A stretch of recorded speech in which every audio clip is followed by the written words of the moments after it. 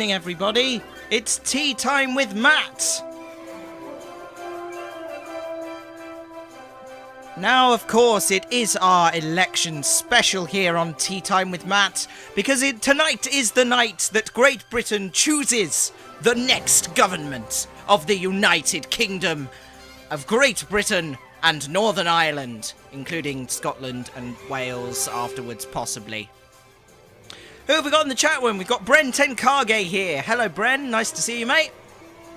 We also have Ian and Lovejoy in the chat room. Nice to see you guys. Currently, we only have Americans in the chat room, so if any British people start watching, good. They're all out voting. That's the problem. They're all out voting, but they'll join us later.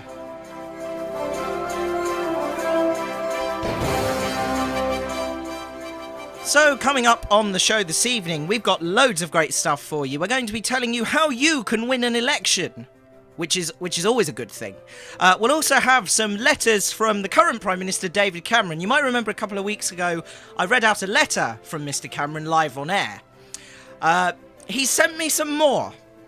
So we'll look at those, and we'll talk about my response, because I have a response. Very important. We'll also be meeting the party leaders, so if you're not familiar with the political spectrum of the United Kingdom, we're going to introduce you to some of them.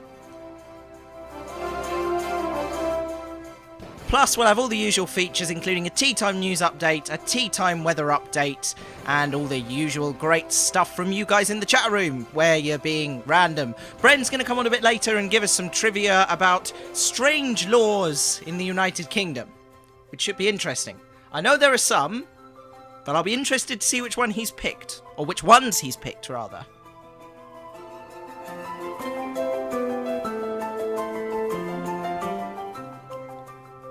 So before we kick off with all the heavy political stuff, we're going to have some music.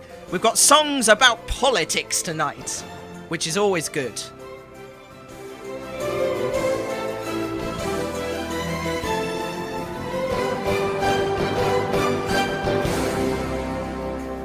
You'll have to forgive me for enjoying that sound bed. It is awesome.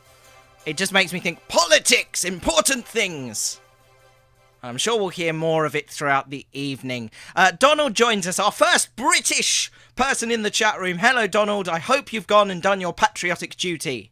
So, good for you, if you have. Right, we're going to kick off with a song all about politicians. This is Fleetwood Mac and Little Lies. Enjoy.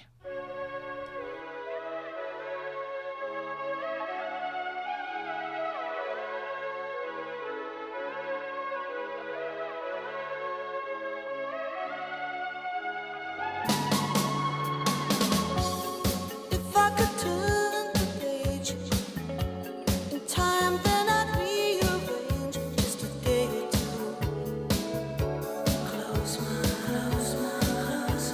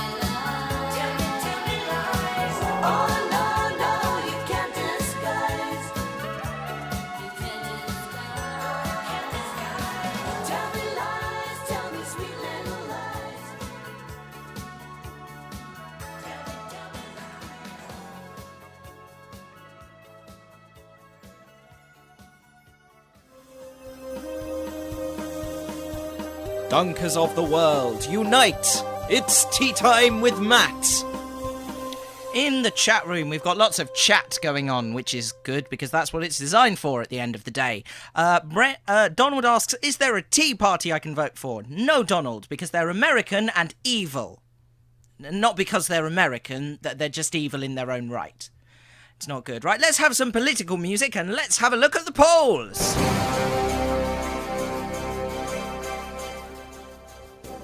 Now, in just under 2 hours' time, we should be getting the exit polls from the election today, and we should be able to have a clear picture of who will form the next government of the United Kingdom. But before that, we have this polling data. Here it is. Polling data.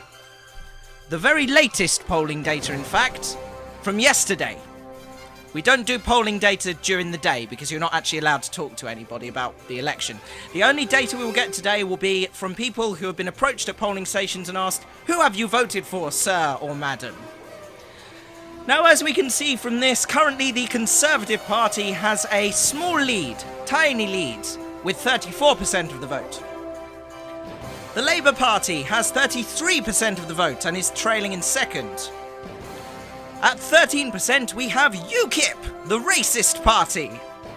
And then trailing them with only 8% of the vote, it's the Liberal Democrats. With 5% of the vote, we have the Green Party, and then forming everything else, we have Other, which includes Plaid Cymru, the SNP, and all the other ones, who we couldn't be bothered to list. They have 7% of the vote. Now, bear in mind, at the moment, this doesn't mean anything. The picture could entirely change between now and the exit polls. And it could even change after that. So, this is all really speculation. But currently, if this polling data reflects how people are voting, nobody will win overall. So we will definitely have a hung parliament by the end of tonight. There's a bus going past outside that you can see. Brent asks, what about the Dalek Party? Unfortunately, they come under Other, so they form part of the 7%. It's a tiny, tiny percentage just at the moment, but... yeah, they're doing quite well, actually. I think it was 130 likes on Facebook at the last count. So they're making a tiny dent in British politics. But, you know, that's all good. Brent says, darn. No, don't worry. This is good. We can still win this. We're hoping for some last-minute pullback. As I say, the polling data could change between now and then. This is purely based on people's opinions, and it's been rounded up. So these are the percentages of people questioned. Doesn't actually reflect necessarily what the vote will show. So, that's the current picture as we have it. We will be joining the BBC broadcast just before 10 o'clock so we can get live, up-to-the-minute exit poll information. So we will go away this evening with a clearer idea of what is happening in British politics.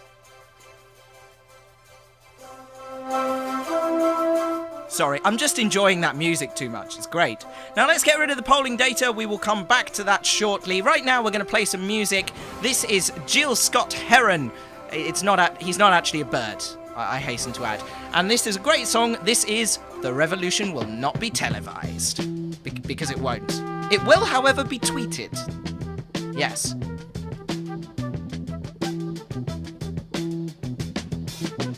You will not be able to stay home, brother. You will not be able to plug in, turn on, and cop out. You will not be able to lose yourself on Skag and skip out for beer during commercials because the revolution will not be televised. The revolution will not be televised. The revolution will not be brought to you by Xerox in 4 parts without commercial interruptions. The revolution will not show you pictures of Nixon blowing a bugle and leading a charge by John Mitchell, General Abrams, and Spyro Agnew to eat hog maws confiscated from a Harlem sanctuary. The revolution will not be televised. The revolution will not be brought to you by the Schaefer Award Theater and will not star Natalie Woods and Steve McQueen or Bullwinkle and Julia. The revolution will not give your mouth sex appeal. The revolution will not get rid of the nubs. The revolution will not make you look 5 pounds thinner because the revolution will not be televised, brother. There will be no pictures of you and Willie Mae pushing that shopping cart down the block on the dead run or trying to slide that color TV into a stolen ambulance. NBC will not be able to predict the winner at 8:32 on report from 29 districts. The revolution will not be televised. There will be no pictures of pigs shooting down brothers on the instant replay. There will be no pictures of pigs shooting down brothers on the instant replay. There will be no pictures of Whitney Young being run out of Harlem on a rail with a brand new process. There will be no slow motion or still lights of Roy Wilkins strolling through Watts in a red, black, and green liberation jumpsuit that he has been saving for just the proper occasion. Green Acres, Beverly Hillbillies, and Hooterville Junction will no longer be so damn relevant, and women will not care if Dick finally got down with Jane on Search for Tomorrow, because black people will be in the street looking for a brighter day. The revolution will not be televised. There will be no highlights on the 11 o'clock news and no pictures of Harry armed women liberationists and Jackie Onassis blowing her nose. The theme song will not be written by Jim Webb or Francis Scott Keys, nor sung by Glenn Campbell, Tom Jones, Johnny Cash, Engelbert Humperdinck, or The Rare Earth. The revolution will not be televised. The revolution will not be right back after a message about a white tornado, white lightning, or white people. You will not have to worry about a dove in your bedroom, the tiger in your tank, or the giant in your toilet bowl. The revolution will not go better with Coke. The revolution will not fight germs that may cause bad breath. The revolution will put you in the driver's seat. The revolution will not be televised, will not be televised, will not be televised, will not be televised. The revolution will be no rerun, brothers. The revolution will be live.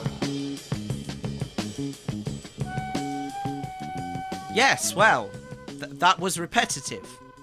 Jill Scott Heron and the revolution will not be televised. An important message there, stating that the revolution will not appear on television. Apparently. Because presumably the revolution will shut off the television. And no one will be around with camera phones. Yeah, I think time has moved on, and the revolution would definitely be televised nowadays. Yeah. This is Tea Time with Matt! Dunkers of the world, unite! It's Tea Time with Matt! No, I don't know what you mean. I'm not beating up my microphone with my mug of tea at all. That's definitely not something that just happened.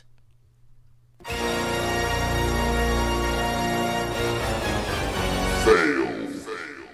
Right, I'm not going to turn on the political jingle for this bit. Instead, I'm going to put on the common sense advice jingle, because it's time to find out more about the candidates who are running in the general election. I'm going to put the polling data back up so you know who I'm talking about, for those of you who maybe aren't familiar with the spectrum of British politics. Here we are, there's the polling data again. I'm just going to turn my microphone around so you can continue hearing me and see my beautiful face while viewing le polling data. So, here we are. Here's the common sense advice soundbed. And here is your guide to the political landscape of the United Kingdom, beginning with the two main parties and then moving through them in order of importance. I guess. This is just the order they come on the BBC website in, so, you know, don't read too much into this. Anyway, here we go. Common sense advice bed.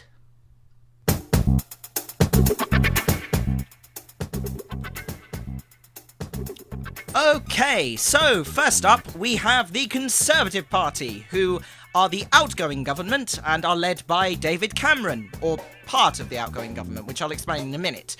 The Conservative Party are right-wing, which basically means they don't like the poor, they love the rich, and hate the people in the middle. They also really don't like badgers, apparently. Which I can't understand. Or foxes. Or wildlife in general. They really don't like wildlife, the Conservatives. Don't understand it. But particularly the poor. And then slightly further on the left-hand side of the spectrum, we have Ed Miliband, who is the leader of the opposition, the Labour Party.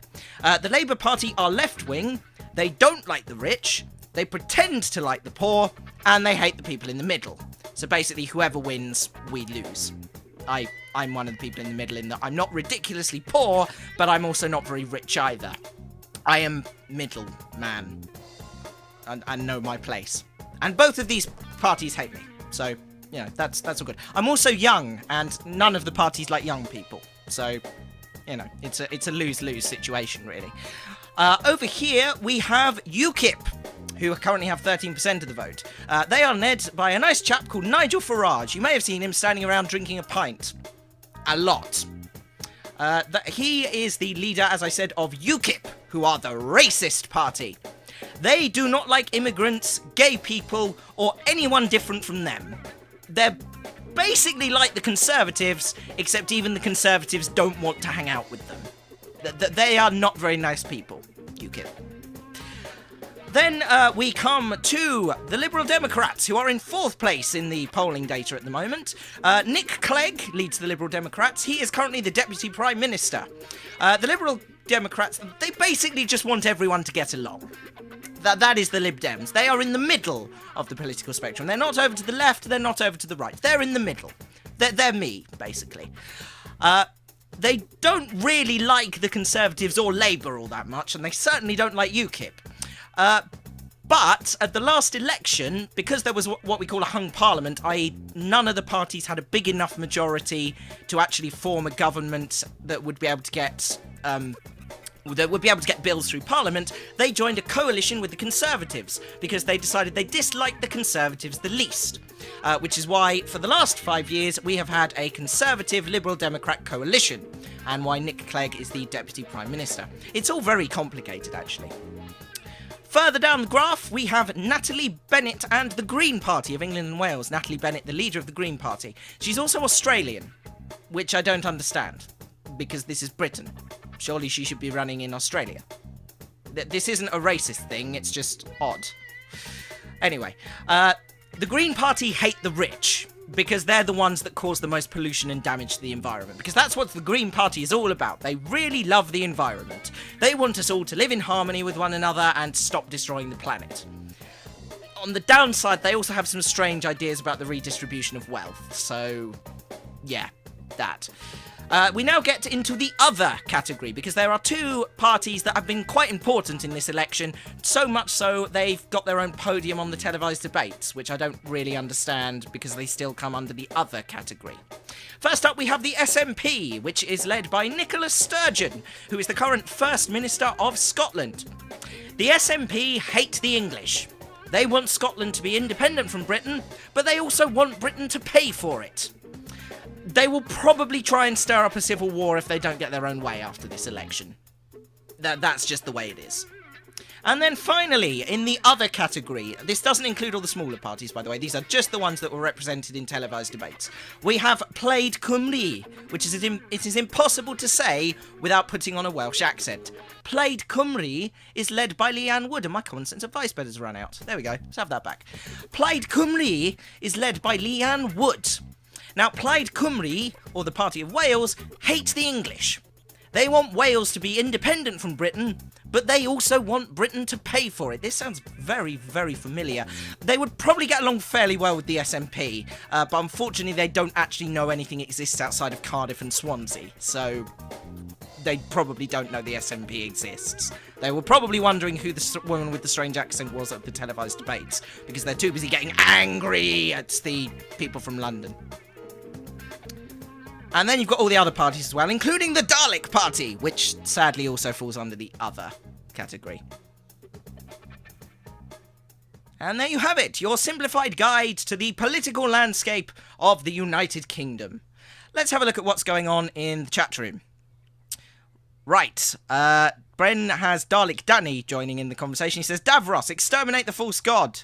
Down, Danny. Yes, it's good. He also says, boo, racist party. Yes, yeah, we don't like the racist party. Yeah, UKIP are not very nice. I'm not a fan of UKIP. Not at all. I much prefer the Liberal Democrats. They're quite nice. I like the Lib Dems. But unfortunately, as you can see, they've got no chance of winning because everyone blames them for everything that the Conservatives did for the last 5 years, when it wasn't really their fault. But, you know, that's just how it works. Davros says, all hail the Daleks! Thank you, Davros. Davros joining us in the chat room, apparently. So thank you for joining, oh, supreme creator of the Dalek race. It's good to have you with us. Anyway, quick update for those of you who've just joined us. This is the current polling data. Conservatives currently leading on 34%. This data was correct as of last night. As I say, we will be joining up with the BBC One broadcast to get a live update on the exit polls.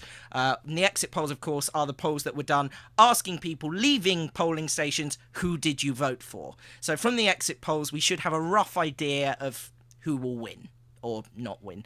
Because the current speculation particularly looking at this data, is that we will end up with a hung parliament again, and there will be a coalition government of some kind.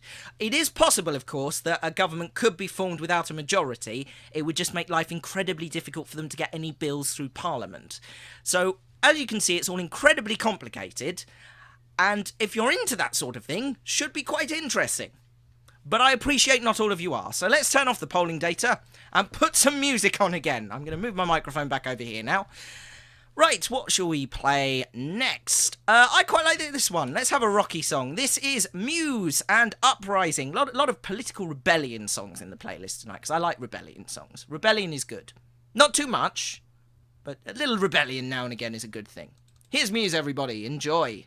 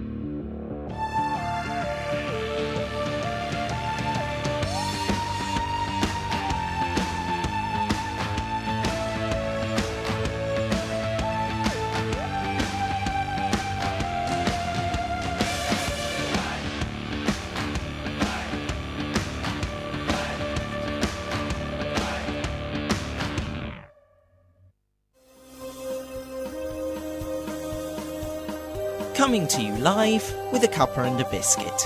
It's Tea Time with Matt.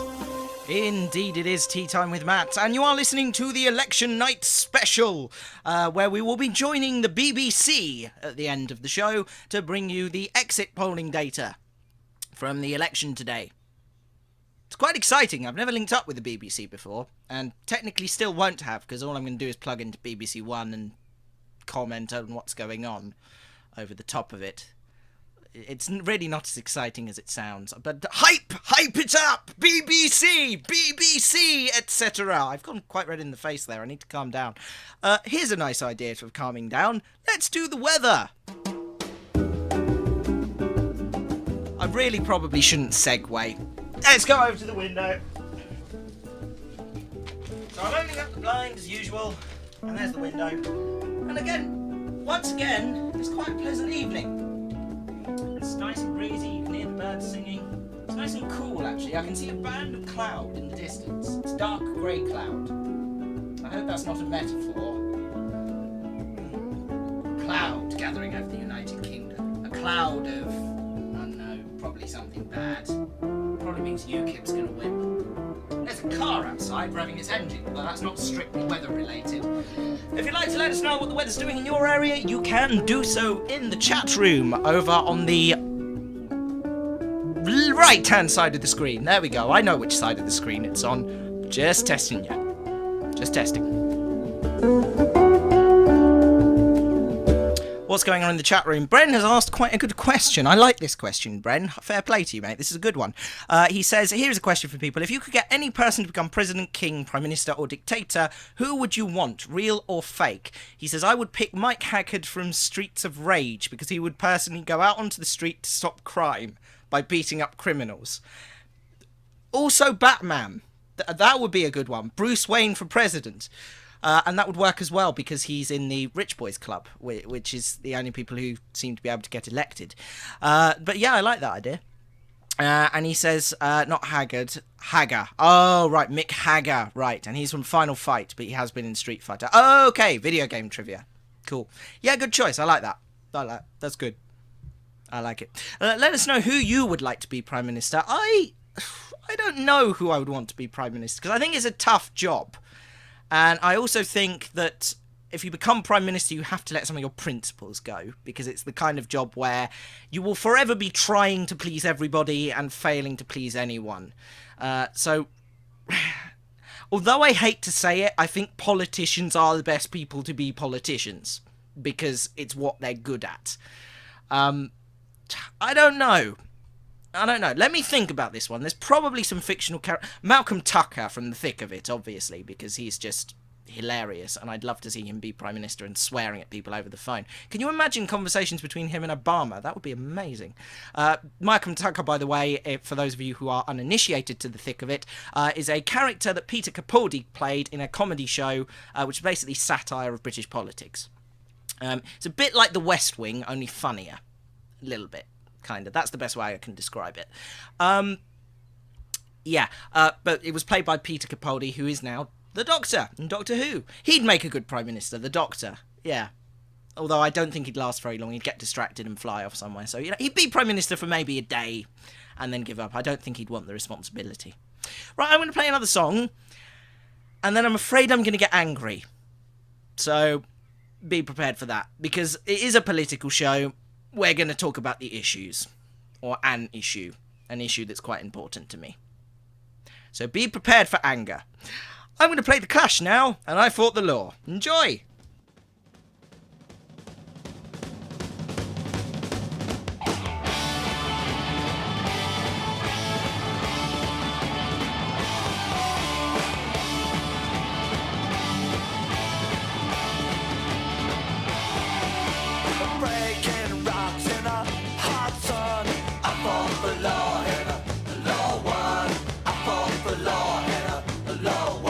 I needed money 'cause I had no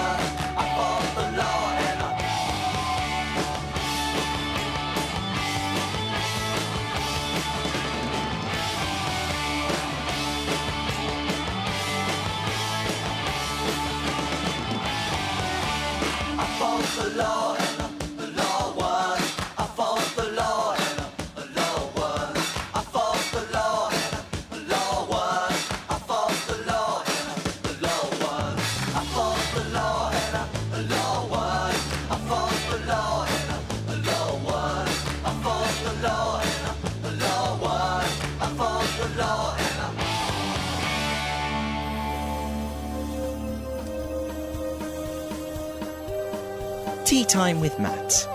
Because dunkers do it best. Indeed you do, folks. I love you, you dunkers, you. And I'm rambling. I don't know where I'm going with this. I should probably shut up now. Moving on. Right. I promised I was going to get angry. And I still am going to get angry. I've tried to remain calm about this particular aspect of the show. I'm afraid I can't. You see, someone I know, and I'm not going to say who because I feel like they've got their right to privacy in this particular matter, but someone I know is going through an extremely difficult time with their mental health.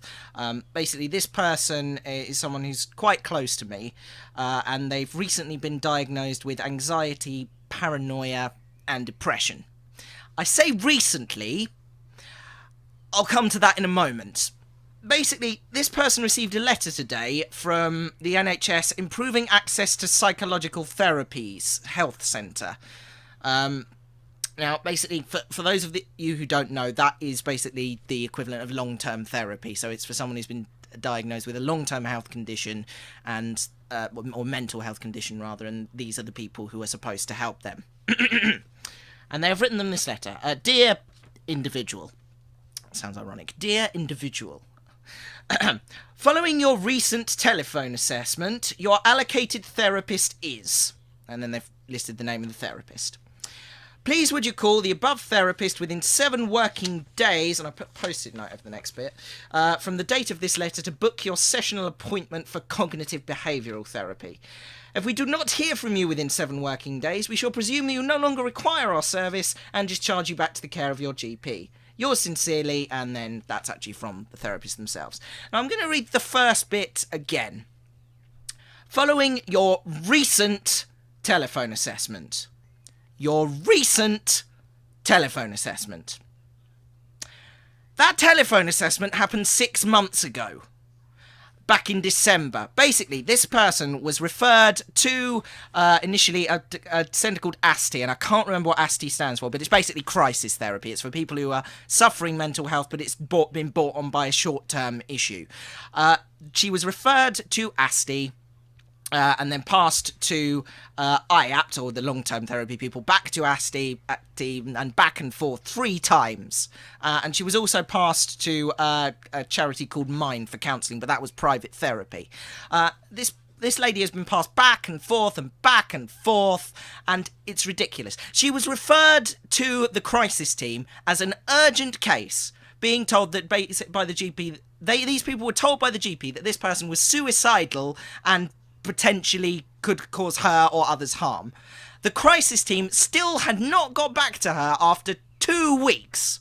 2 weeks. And then she was passed between these 2 different departments and forwarded onto this private charity, Mind. Mind, by the way, do some great work. I'm not having a go at Mind at all. This is purely the NHS.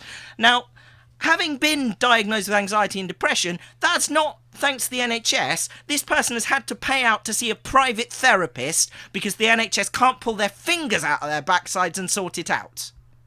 And this is why I'm so angry about this, because during the election, this issue has just been pulled from pillar to post. Labour's, the Conservatives going to privatise the NHS. Labour's going to ruin the NHS. Everyone's going to ruin the NHS. No! The NHS is already broken. There is no support for people with mental health issues at all. This is ridiculous. Now, this lady who, again, I'm not going to identify her because she has a right to her privacy, but she has now spent over £700 on seeing a therapist. She has had 3 sessions with this person.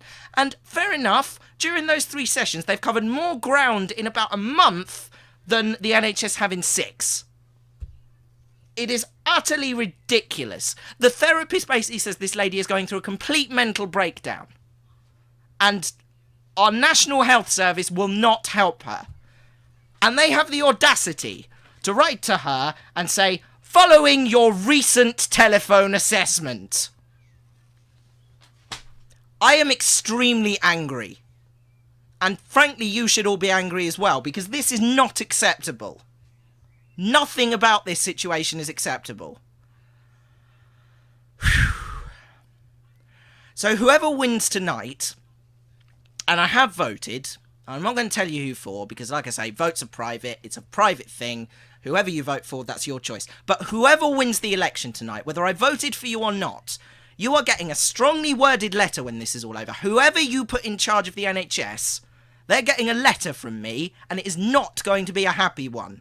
I want whoever wins the next election to sort out our National Health Service and sort out coverage for mental health issues. Let me give you another example while I'm on the subject. I'm going off on more of a rant than this than I wanted to, but I'm going to anyway. There was a 16-year-old girl in Devon around Christmas time. She was put in a police cell, having been sectioned, because there was nowhere in a mental health unit in the country for her to go. She hadn't committed a crime. She had been sectioned because she was unfit to take care of herself because of her mental health issues. There was not a bed in a mental health unit for this 16-year-old girl to go to. That is not okay. That is awful. And I'm not going to criticise the police for putting her in a cell. What were they supposed to do? Nothing. This comes down to poor management by the NHS. Nothing about this situation is okay.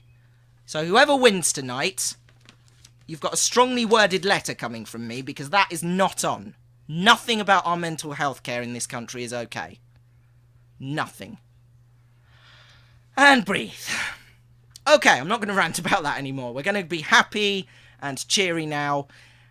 Yeah, that got a bit heavy for a minute. Not going to happen again. But seriously, I saw that this evening, and I thought I've got to mention this on the show, because I am at a loss for words, frankly. 6 months, and they have the audacity to send that. It's not okay. Okay. Find a nice happy song to play, Matthew. Right, here's Bob Dylan, and the times they are a-changing. And when we come back, Bren's going to be on the show. Here we go, everybody. Bob Dylan, everyone. Come gather round, people, wherever you roam, and admit that the waters around you have grown, and accept it that soon you'll be drenched to the bone. If your time to you is worth saving, then you better start swimming or you'll sink like a stone, or the times they are a-changing.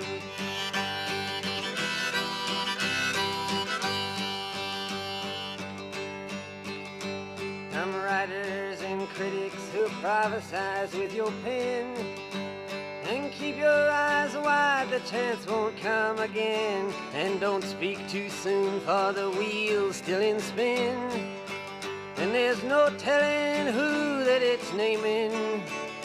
Was the loser now will be later to win, for the times they are a-changing.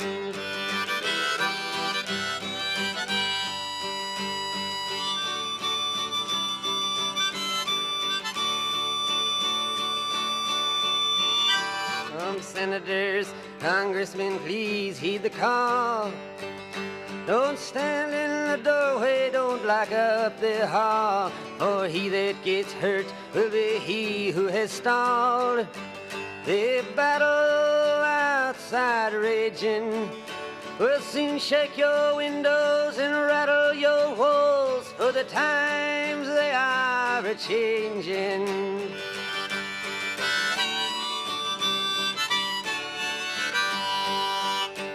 Mothers and fathers throughout the land, and don't criticize what you can't understand. Your sons and your daughters are beyond your command.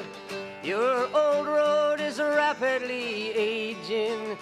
Please get out of the new one if you can't lend your hand, for the times they are a-changing.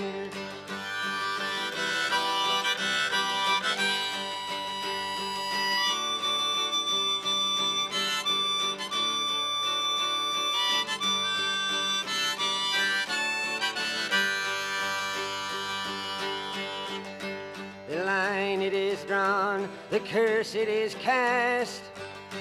The slow one now will later be fast, as the present now will later be past.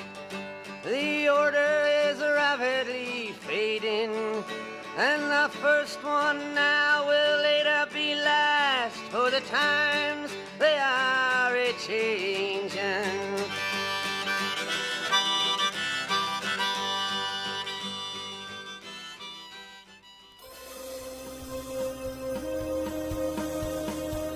Dunkers of the world, unite! It's tea time with Matt!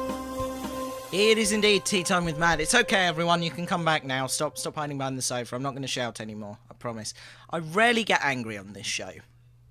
But that is something I felt I needed to get angry about. That is... yeah, nothing about that is okay. Let's see what you got to say in the chat room. Dalek Danny says he is angry because the Daleks aren't winning. That's true. I am also angry about that. Why are the Daleks not ahead in the polls? They are clearly the best option for this country. Yeah, they can't do much worse than the other lot. What else is going on in the chat room? Brent says, your NHS sucks more than a tornado vacuum. Honestly, that is legit bull. My head from the stupidity. Yeah, it's not good. It's not good. No. Donald says heavy is good sometimes. Heavy is good sometimes, Donald. I'm glad you agree. Heavy is good with important stuff like that. Mental health is important. Because physical health and mental health are equal. They are not less important or more important than one another. They should be treated equally important, and they just aren't. There seems to be this attitude of look after the body first and the mind second. No. Everything is equally important, and there should be the care there if you need it. And you shouldn't have to wait 6 months just to get a snotty letter telling you, call us up or we'll refer you back to your GP. But yeah, I'm not going to rant about that anymore. Let's lighten the mood a bit now, and let's go over to the other side of the pond. To the other side of the Atlantic pond. It's a stupid phrase. I've never understood that. Let's go over to America, where we can speak to Bren Tenkage. Hello, Bren. Hey! How you doing, bud? How you doing? I'm good, man. Yourself? Good, and we have another guest. Oh, Dalek Danny's in the Dalek chat Danny. room. Hang on, let me see if I can get you on screen. Hold on. For those of you who don't know, Dalek Danny has featured several times now in my web series, the Cult of Scratchwood, or The Adventures of Derek and Matt, as it's known on YouTube. There we are. You can see Bren now. I'll tuck you in the corner there. There we go. And there is Dalek Danny, who is Say tiny. hello. Hello. Nah, he doesn't like to talk that much. Nah, he doesn't. Yeah. He's the strong but silent type, is Danny. Yeah, at least IRL. In the chat room, oh boy. Yeah, he's had a lot to say in the chat room. He said, this makes normal humans look like Daleks in comparison. Yeah, well, I'm not going to comment, but yeah, vote Dalek. Yeah. Yes, so, Brent, I understand you have some interesting facts about politics and law, in particular. Oh yeah, there's, as with everything, every time, you get someone elected, someone tries to add a new law. Everybody does, right? I think we've all wanted to make our own laws. Absolutely. But then there's some really stupid laws, and like for example, in Tennessee, it is illegal to, and I'm not joking, to lasso Careful. a fish. To lasso a fish? Yeah, if you could somehow do What? it, if you're in Tennessee, you're breaking the law. The brilliant thing about this is that these laws have to come from somewhere. So that means someone has done that at some point. Or someone has thought about doing that, at least. And someone has put actual thought into how you would do this. That is insane, isn't it? Oh yeah, well, okay. Here's one. This is in the UK. If a steam locomotive is driven on roads, a man must walk in front of the vehicle with a red flag during the day and a red lantern at night to warn passerby. There's another one. All steam amazing. locomotives are limited to 4 miles per hour on roads. Do you know what? There is actually such a thing as a road locomotive. So in this country, we'd call it a traction engine, or if it's got big wheels, it's a Really? steamroller. Yeah. Look it up. Road locomotive. But it's true. Back in the day, when the road locomotive was a thing and had first been invented, there was a man who had to walk along with a red flag, and they were limited to 4 miles an hour. The big reason for that, of course, because the roads weren't designed for road traffic. They were designed for walking on and at most a horse and cart. So the invention of a vehicle that was powered under its own steam, if you'll pardon the pun, was a big deal. And yeah, so the law sounds silly by today's standards, but in Victorian times it was very sensible. Okay. Well, here's something. Since 1313, MPs are not allowed to don armor in Parliament. I'm sorry, I just want to sort of imagine, like, in modern day, an MP comes in with, like, a suit of armor and, like, hey, you're not allowed to do that. It's like, why? I'm protecting people. No, it's against the law. You're going to jail. I'd love it if on their first day in Parliament, a new MP just turned up wearing a suit of armor and go, what are you going to do? What are you going to do about it? This is a law that's nearly 1,000 years old, man. Well, what you going to do? Oh, you're going to arrest me. Okay, yeah, that you can do that, I suppose, yes. Oh dear, this is awkward. Okay, here's one. It's illegal for a woman to be topless in public except as a clerk in a tropical fish store. What? What? Why? Where's the logic? Presumably there is a perfectly good reason for that. But yeah, all the other laws... What could it possibly be? I'm trying to think of all the other jobs out there that might... No! I can't see how even in a tropical fish store that would be in any way beneficial to your role. You know? No, I don't understand that one. That doesn't make sense. Honestly. Okay, if you were to... Okay, how about this? If you were able to change one law or make a new law, what would you want? If you had the power. I would make it law that Doctor Who has to be on every Saturday. Even if it's a repeat. Every Saturday. I could totally see that. That wouldn't be a bad law. That wouldn't be a bad law. That would be an amazing law. No, but on a more serious note, I would make it legal... Okay. I would make it legal to speed on a motorway if it's an emergency. If you can give a proper life or death reason for speeding, they should tear the ticket up. I can agree to that. That would be a good law, I think. Because, you know, at the moment, if you're caught speeding, no excuses. No, you were caught speeding. That's it. You have to have a very good reason, like some... Yeah, like if someone was... the passenger was having a heart attack. Yeah. Getting him to the hospital, good idea. Absolutely, yes. You know, that would be a perfectly good reason. But at the moment, the law doesn't cover anything like that, an actual life or death emergency. There is no get-out clause like that. There should be a get-out clause that if you can conclusively prove that you were speeding and it was a matter of life and death, they should just tear the ticket up. Okay, according to Davros in the chat, it says here, whiskey is provided free to MPs in the House of Lords, and snuff. What? I'm going to become an MP. It sounds amazing. You get an office in a prime location in the middle of London with excellent transport links. You get free whiskey, and you basically get to sit on your backside for 5 years, not doing very much. That's it. I'm going to become an MP. Next election, watch out for the Teatime party, not the Tea Party. Slightly different. Slightly different. It's going to be a thing. All right, what law would I want? Well, okay. I guess for a joking law, A joking I can't really law. think of any laws at the moment. Let us know in the chat room if you have anything you'd like to make law. Donald says, John Cleese MP in armour, that would be brilliant. Yes! Amazing! Any of the Monty Python guys in armour in the middle of Parliament would be good. In fact, no, I want to change my answer. John Cleese should be the Prime Minister. I think he'd actually be quite good at it. He's had enough scandals in his life. He'd be perfect. I can agree with that. It's all good. Davros says, taxi drivers must carry a bale of hay by law. Is that a law that you would want? Or a law is a thing? I guess it kind of... I think it probably been made when it was still horse-drawn carriages. And yeah, I was going to say, in the context of a Victorian world where all of the taxi cabs were horse-drawn, that would make sense.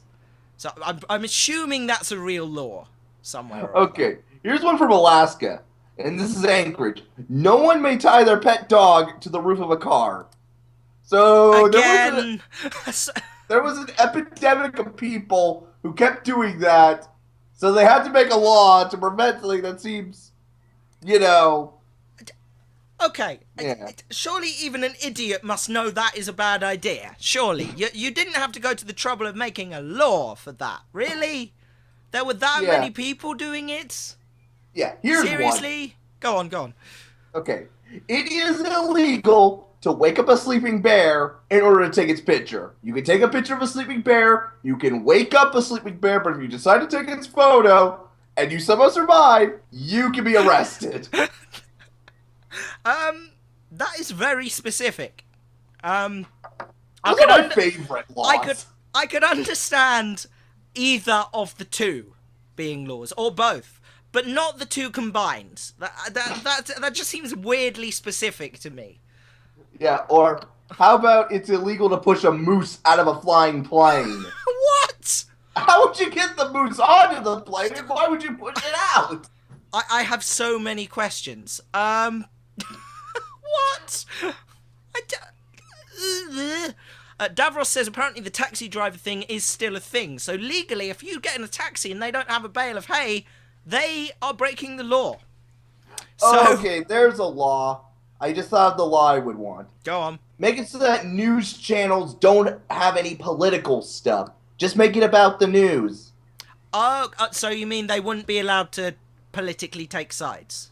Exactly. That Just, makes sense. I am in agreement with you there. You know, I mean, the network is permitted to make their own political channel, but when it comes to news, just make it about the news. Yes, definitely. I'm with you 100% there.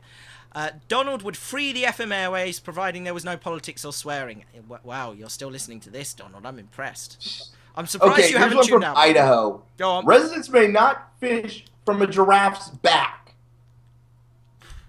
Again. Where would you get a giraffe, and why would you fish off the back of it? Jeez. Davros says apparently it is illegal to die in the Houses of Parliament. So how did they arrest you? It's a good point. Right, okay, here's a scenario, right? A terrorist breaks into the Houses of Parliament waving a rifle around. Okay. Armed police storm the building and shoot him almost dead. They shoot him in a place where he doesn't die, but he then wakes up in hospital alive and they manage to fix him up. What do they then charge him with? Presumably the terrorism offence, but do they also charge him with attempting to die? How would that work? I mean, I honestly don't see how you'd ever bring a criminal charge there. I honestly don't. That doesn't make sense. I know, right? Do they handcuff the corpse? Do they take it to court? We're taking you away. He's starting to smell a bit. Do Yeah, they have forget to it. hire a medium to do a seance to bring you to the witness stand or something? Like, Davros has got another one. It is an act of treason to place a postage stamp bearing the British monarch upside down on a letter.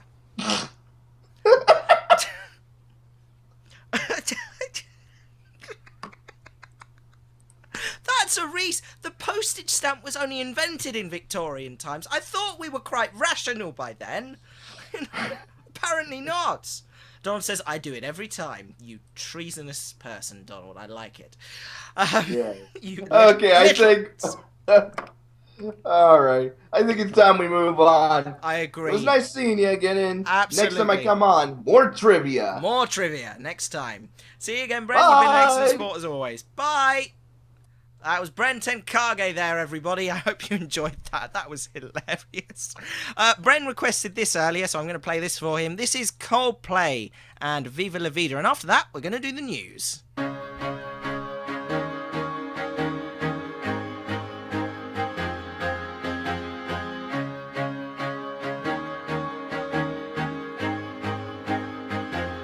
I used to rule the world. Seas would rise when I gave the word. Now in the morning I sleep alone. Sweep the streets I used to own.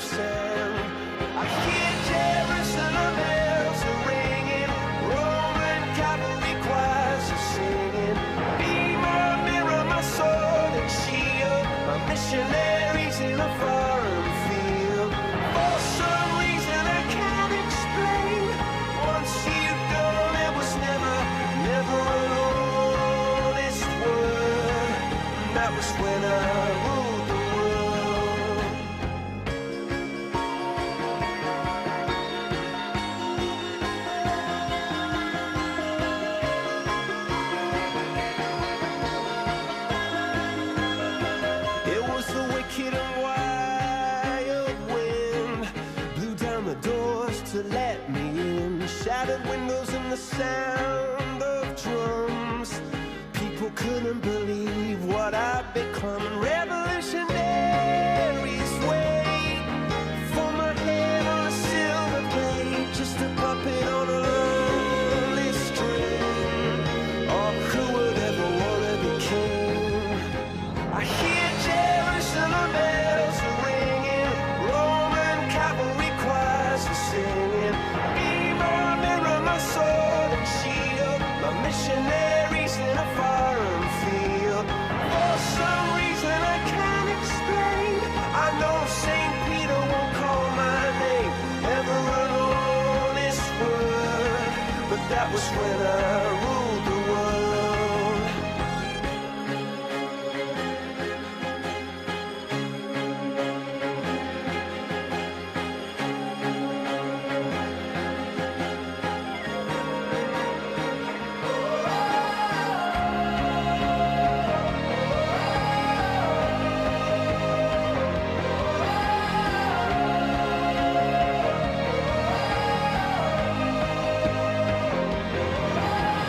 Hear Jerusalem bells are ringing, Roman cavalry choirs are singing.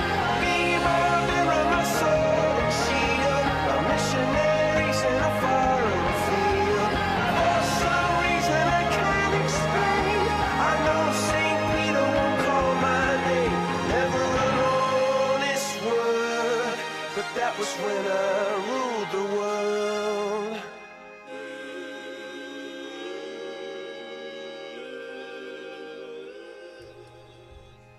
Ooh, I shouldn't sing ever. Coldplay and Viva La Vida there. Lovely song. I like that. The little uppy at the end there. Creepy. Ooh, don't like it. Time for the news.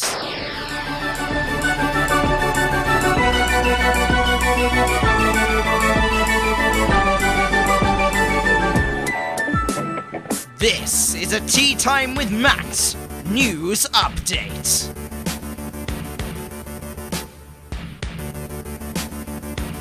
Our top story tonight. The general election campaign drew to a close yesterday, with party leaders making late bids to break the deadlock in the polls.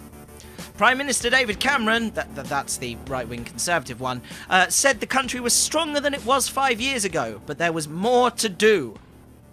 So much more to do than can ever be done. More to see than can ever be seen. Sorry, that's the Lion King, isn't it? Ed Miliband, that's the Labour one who hates the rich and the Conservatives, urged people to vote to reward hard work in our country again. While Nick Clegg, that's can't everyone just get along, said the Lib Dems would offer stability and decency. Well, this is all sounding very good so far. On the last day of campaigning, David Cameron says that the Conservatives can win today's election outright. No. Ed Miliband says he is optimistic, there we go, about Labour prospects, and he trusts the public to make the right judgment. You're an idiot. Former civil servant Lord O'Donnell said David Cameron could remain as PM even without a majority, and that it would be up to his political judgment whether there was a clear alternative government. Okay. Nick Clegg said he is confident the Lib Dems will hold enough seats to be key players in any negotiations. Meh, maybe.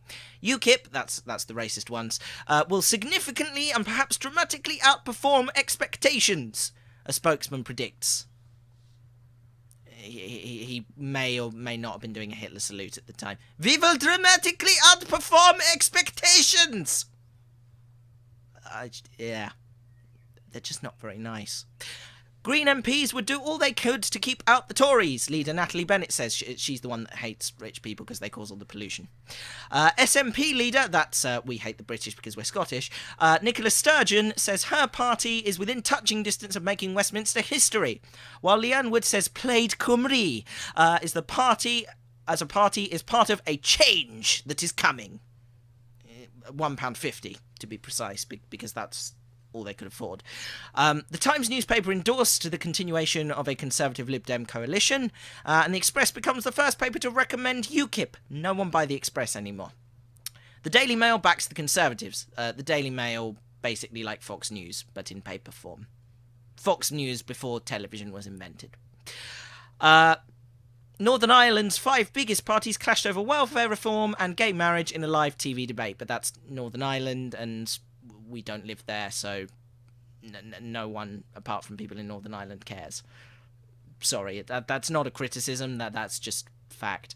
The latest polls suggest no party will win enough seats for an outright majority. There they are again, in case you wanted to see them. The latest polls. I'll leave those there while I do my next story, in fact. A Japanese zoo has apologised after naming a baby monkey Charlotte in honour of the newborn British princess, it's reported. That's brilliant. The zoo in southern Japan was inundated with complaints after announcing the female macaque monkey's name on Wednesday, the Kyoto News Agency reports. The zoo says the name was chosen after a public vote, a tradition for their first newborn macaque monkey? I can't pronounce that. Each year. Charlotte received the most votes, although it wasn't exactly a runaway winner, with 59 out of 853 people choosing it. Oh, so it's basically like the British political system.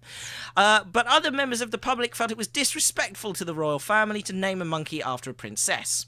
The zoo faced a barrage of complaints from people wanting them to rename the monkey, with some noting that the Japanese people might not be best pleased if a British monkey were named after one of their own royal family.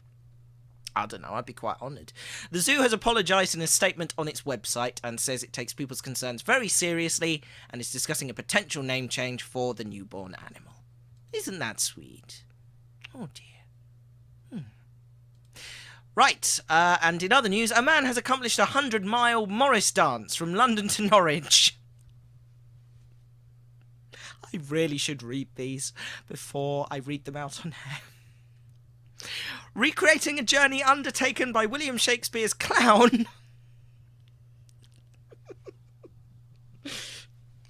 By William Shakespeare's clown in 1600.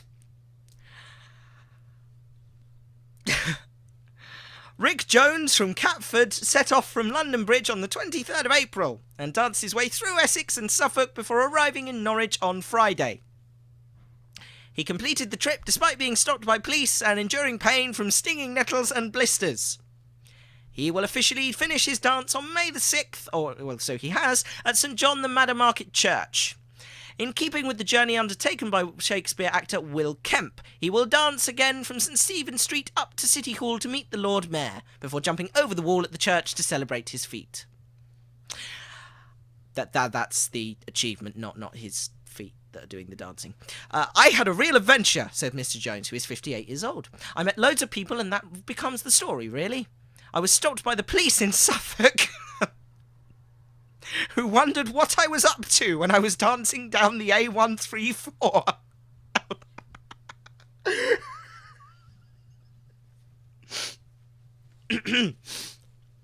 Dancing down the A134 outside Bury St Edmunds. Someone apparently thought I'd got out of a hospital or something.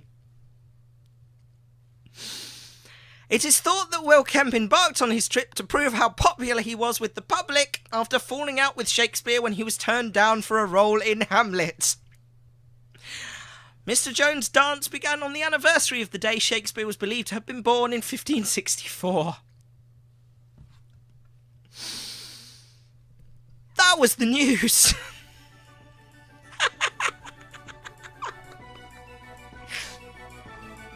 Every week it gets funnier. Oh dear.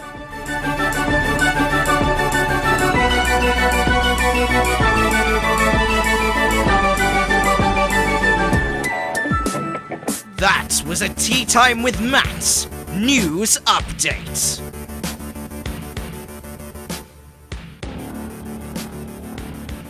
Right, what's going on in the chat room? Rory joins us. Hello, Rory. We wondered where you'd got to. Rory was at the cinema seeing Age of Ultron. I want to see that film. My sister Claire's been to see that film without me. I'm just saying, man. The Avengers and that is our thing. We went to see Guardians of the Galaxy together. We had great times. It was a beautiful thing. It's fine. It's fine. It's totally not So we've got a list of things that Rory missed. Bren mentioning strange laws, me ranting, serious ranting, not joke ranting. Apparently Rory can hear that. I'm not sure what you're implying, Rory. I don't rant. Unless it's appropriate. Which it totally was. Rory also says Japan is a cool country. And Matt is losing it, yes. Indeed. Bren says, for story time, my word is going to be Dalek Party. I haven't decided if I'm going to... Do you guys want a bedtime story tonight? Because we'll do it before the end of the show. We'll find out what the exit polls are and do it then. How about that? Do you guys want a bedtime story? Well, we've had 2, so... Yeah, all right. We'll do a bedtime story, but we'll do it after the exit polls have come in, and then we'll wrap up the show that way. Because we want a bit of discussion about politics, and then to wind it down a bit. So you get extra tea time with Matt tonight. Good. Right, I'm going to play another song, and then when we come back, we're going to do some common sense advice. Actually, no, we're not going to do common sense advice yet. We're going to break it up a little. We're going to do something a bit more serious first, because I had some letters from David Cameron again this week. So we'll do that. What are we going to play? This is a song which became quite famous a couple of years ago. This is by The Poke and Alex Ross. But it actually features Nick Clegg, the leader of the Liberal Democrats. Basically, Nick Clegg, when he got into power, well, before he got into power, actually, at the last election, he promised not to raise tuition fees if he got into power. And then he got into a coalition with the Conservatives, who proceeded to raise tuition fees for students. And Nick felt quite bad about this, so he put a video on the internet to apologise. And then this happened. I'd like to take this opportunity to put a few things straight. When I meet people around the country, it's obvious that many of you have strong and pretty mixed reactions to some of the things that Liberal Democrats have done in government. Many of you tell me that you're glad that at a time of real economic uncertainty, we put aside our political differences to provide our country with stable leadership. But I also meet people who are disappointed and angry that we couldn't keep all our promises. We couldn't keep all our promises. Above all, our promise not to raise tuition fees. And to those people, I say this. We made a promise before the election that we would vote against any rising fees. We would vote against any rising fees. We would vote against any rising fees. It was a pledge made with the best of intentions. The best of intentions. But we shouldn't have made a promise we weren't absolutely sure we could deliver. I'm sorry, I'm sorry, I'm so sorry. There's no easy way to say it. I'm sorry, I'm sorry, I'm sorry, I'm sorry, I'm so sorry. There's no easy way to say it. I'm sorry, I'm sorry. When we're wrong, we hold our hands up, but when we're right, we hold our heads up too. You learn from your mistakes, and that's what we will do. I accept that won't be enough for everyone, but I owe it to you. You learn from your mistakes, and that's what we will do.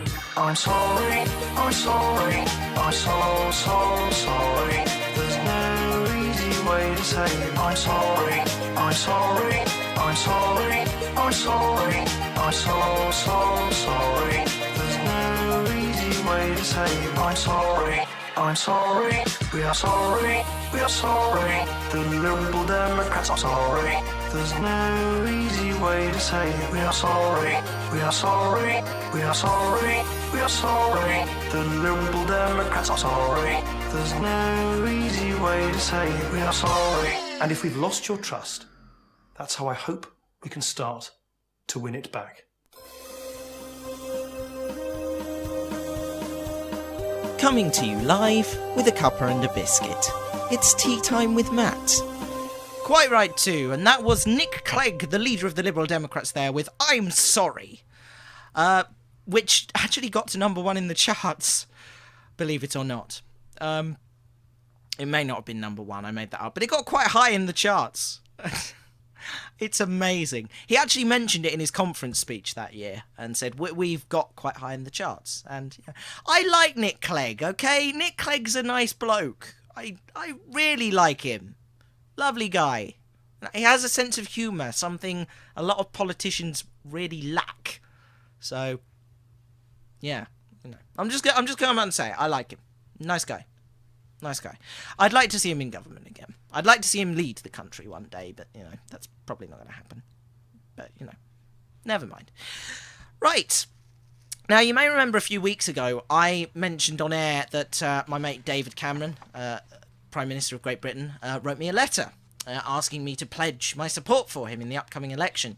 I believe I said I wouldn't unless I saw some more things that I liked.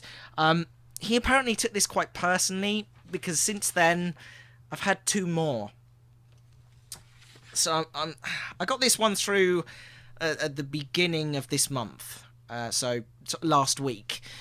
And it says, Dear Matthew Alden Farrow. That's how me and Dave talk. On Friday, either Ed Miliband or I will be Prime Minister of the United Kingdom. Well, hold your horses there. Well, what if the racist party win? Then neither of you will be Prime Minister. Yeah, just think on that, David.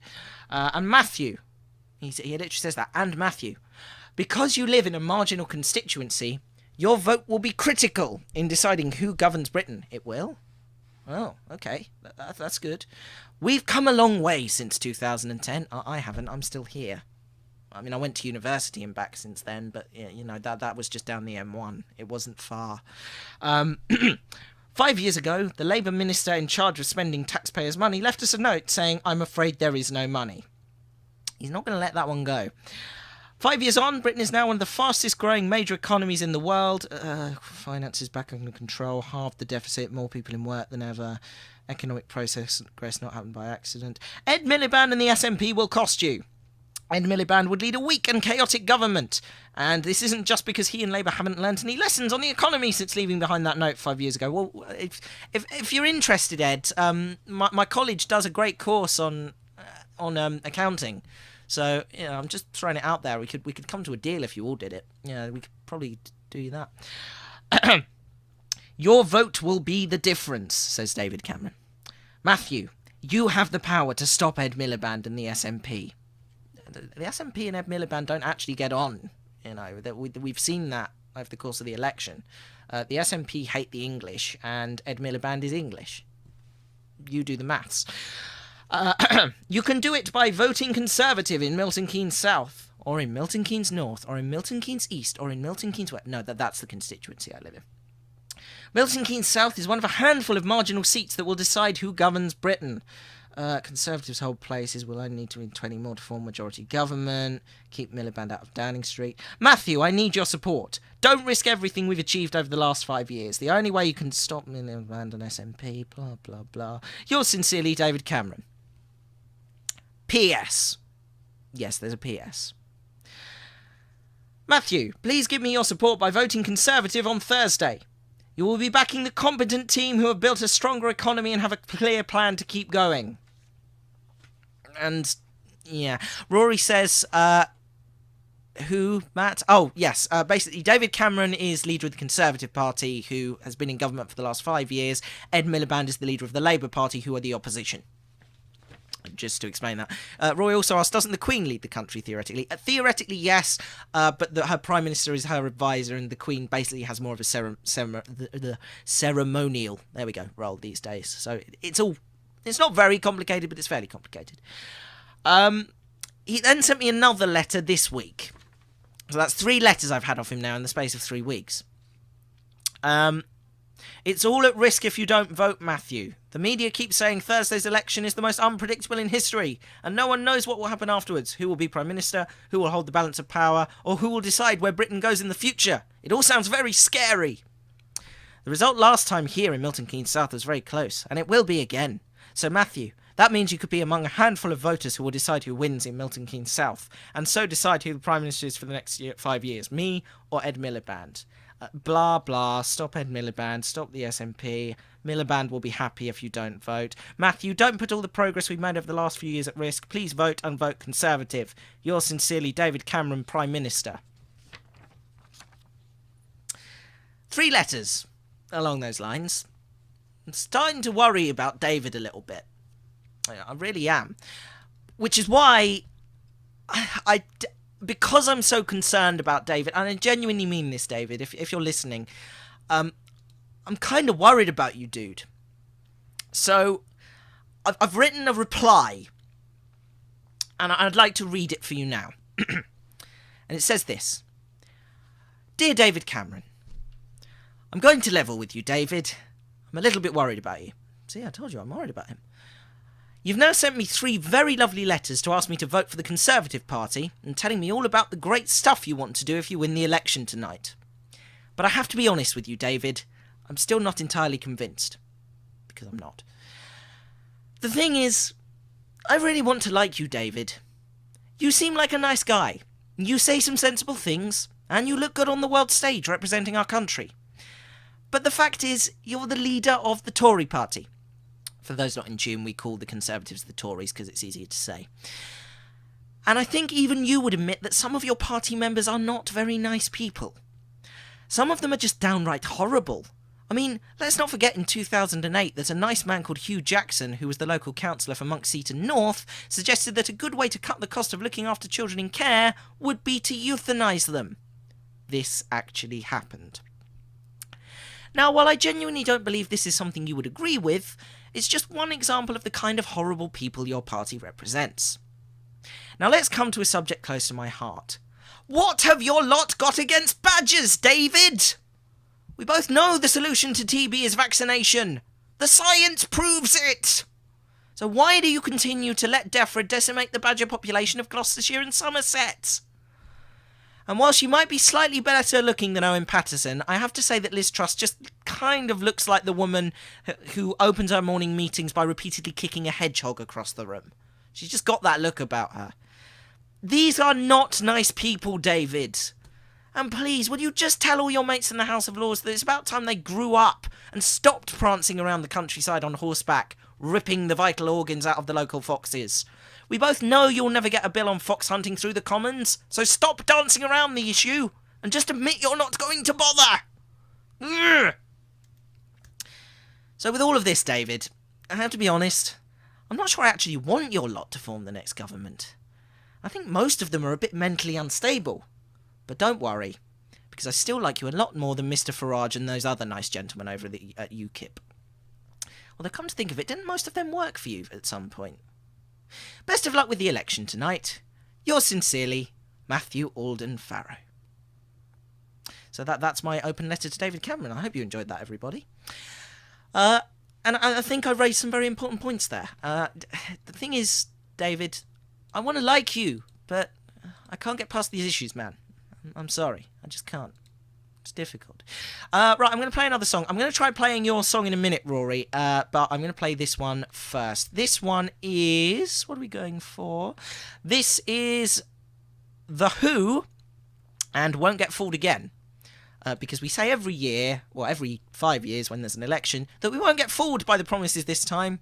And we always do. So here's The Who as dedication to that fact. Enjoy.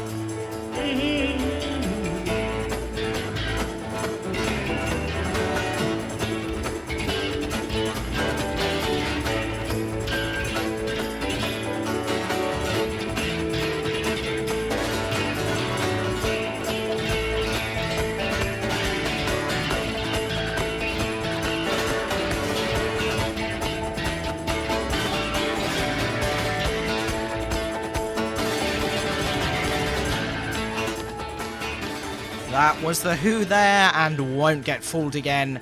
You're listening to Tea Time with Matt.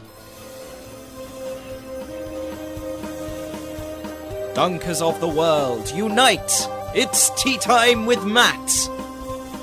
Indeed. In the chat room, Rory says English politics is weird. Yes, it is. English politics is very weird, especially when you compare it to the rest of the world. Basically, in this country, we have a first-past-the-post voting system, which means you vote for the person you want to be in charge. Except it doesn't actually work like that. Let me explain. I'm going to need to bring my polling data back up for this bit. Okay. So, in first-past-the-post, what you have here... Well, the ideal system would mean that I'm not explaining this well at all. I'm going to have to play one of these.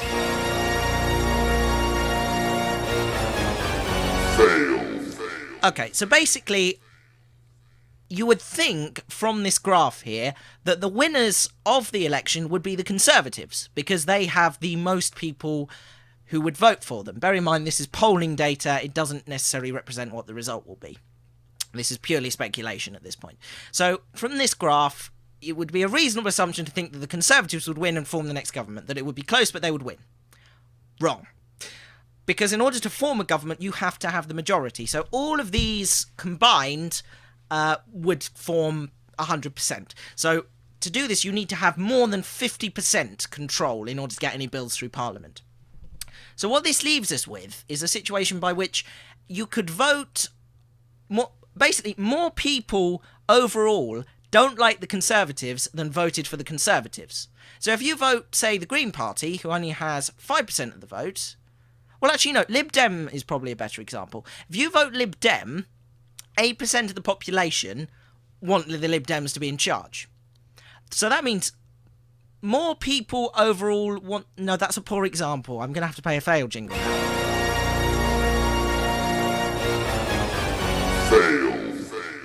Okay, so what this basically means is that you could end up having more people combined. So if the people who voted for Labour, UKIP, the Lib Dems and the Greens and other, there are more of them overall than there are people who vote for the Conservatives. So that means that essentially what you end up with the first-past-the-post system is a government that only represents the minority, which doesn't make sense. Now, because you have to have majority control, no one in this polling data has majority control. They need more than 50% of the MPs in Parliament. So what that means, basically, is one of these two main parties here, either Labour or the Conservatives, because it's likely one of them will have the most votes, will have to form a coalition with somebody else in order to have majority control. It's confusing. And there have been... suggestions of other voting systems, like AV, for instance. So you put your first preference. So say I wanted to vote Liberal Democrat. So I would put, right, I want the Liberal Democrats first, but if they don't win, I want my vote to count towards this party. So I could say I want to vote for the Lib Dems first, but if they don't get enough votes, I'd like my vote to count towards the Conservative vote, because I would prefer them to be in power over Labour. Just an example, as I said. Which makes more sense. That is in itself kind of complicated, but it means that you don't get wasted votes. It means that currently under the current system, voting for Lib Dem is pointless because not enough of them will win seats to form a government. So it's pointless for me to vote Lib Dem. At least that's what some people would have you believe. I personally believe you should vote for whoever you want, because then you stay true to your principles. But with the way things are at the moment, you're forced into voting tactically to keep out the guys you don't like. And that's not a good thing. That is not a fair political system. So, anyway. So, with the current polling data, it looks like Conservatives are going to have the most votes, but they still can't form a government. So, they're going to have to get into coalition with somebody. Hopefully not UKIP, because they're awful, awful people. And I will never stop saying that. I don't care how many people tell me I'm wrong. Right. What's going on in the chat room? Rory and Bren were having a discussion about politics. Bren says, you have to be an idiot to get into politics. Not that you are stupid to be in it. I mean, from the immense stupid and people hating you just for being a politician. It's true. You have to put up with a lot as a politician. It's not a job I envy. Rory says, it's on a list of things I don't want to be in the future, next to being a soldier or a teacher. I agree. I wouldn't really want to be any of those things, because I don't think I've got the confidence for it. Alright, I'm going to play one more song, And then we're going to do some common sense advice on how to win an election. I was going to play yours, wasn't I, Rory? I'm so sorry. Let me see if I can find this somewhere. Hold on a minute. Meanwhile, if you want to get in touch, you can do that in the chat room, or you can tweet me at Teatime with Matt. Go like the Facebook page as well, because this is the last show in the series. There's not going to be any more for a little while. But for the moment, there's going to be a little bit of a break for Teatime with Matt. So go like the Facebook page. It will let you know when it's back on the air. So it's facebook.com/Teatime with Matt. I can't get this link to go onto my music machine, so I'm going to look into that and I'll play it after the next link, Rory. Sorry about that. In the meantime, I'm going to play one of my favourite songs, actually. This is REM, and it's The End of the World as We Know It, because for all we know, by the end of tonight, it could be. Enjoy! That's great, it starts with an earthquake, birds and snakes, an airplane, and Lenny Bruce is not afraid. I have a hurricane, listen to yourself, churn, world serves its own needs, dummy serve your own needs, beat it up an ox, speak, grunt, no strength, the ladder starts to clatter with fear, fight down, high wire and a fire, represented 7 games in a government for hire and a combat site, left to us are coming in a hurry with the furies breathing down your neck. Team by team reporters babble Trump, Kevin Crop, look at that, no pain, fine, then, overflow, population common food, but it'll do, save yourself, serve yourself, world serves its own needs, listen to your heart, breathe, dummy with the rapture and the reverend and the right, you patriotic, slam, fight, bright, light, feeling, pretty sight, it's the end of the world as we know it, it's the end of the world as we know it, it's the end of the world as we know it, and I feel fine. 6 o'clock, TV hour, don't get caught in foreign tower, slash and burn, return, listen to yourself churn, locking in, uniform and book, burning blood, letting every motive escalate, automotive incinerate, light a candle, light a motive, step down, watching heel, crush, this means no fear, cavalier, renegade, steer clear, tournament of lies, offer me solutions, offer me alternatives, and I decline. It's the end of the world as we know it, it's the end of the world as we know it, it's the end of the world as we know it, and I feel fine. It's the end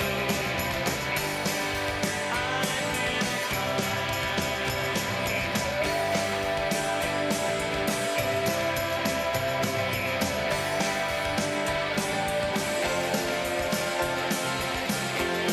the world as we know it, it's the end of the world as we know it, it's the end of the world as we know it, and I feel fine.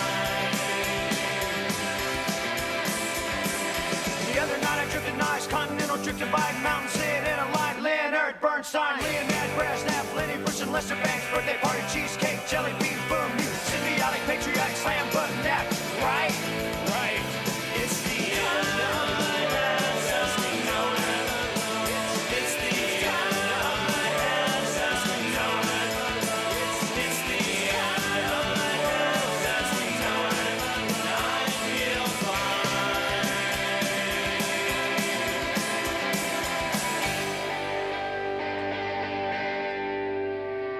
It's the end of the world as we know it. It's the end of the world as we know it. It's the end of the world as we know it. And I feel fine. It's the end of the world as we know it. It's the end of the world as we know it. It's the end of the world as we know it, and I feel fine. It's the end of the world as we know it. It's the end of the world as we know it. It's the end of the world as we know it, and I feel fine.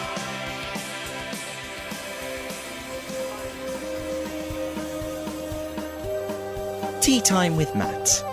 Because Dunkers do it best. REM there and The End of the World as We Know It. Rory says, I once listened to this song for about a week straight. It's a good song. Love this song. Rory says, I've got to tell you, yesterday I dunked my biscuit. Wasn't that bad, actually. Yay! Come on, Rory. She's joined the Dunkers. In fact, that deserves a fanfare, I think.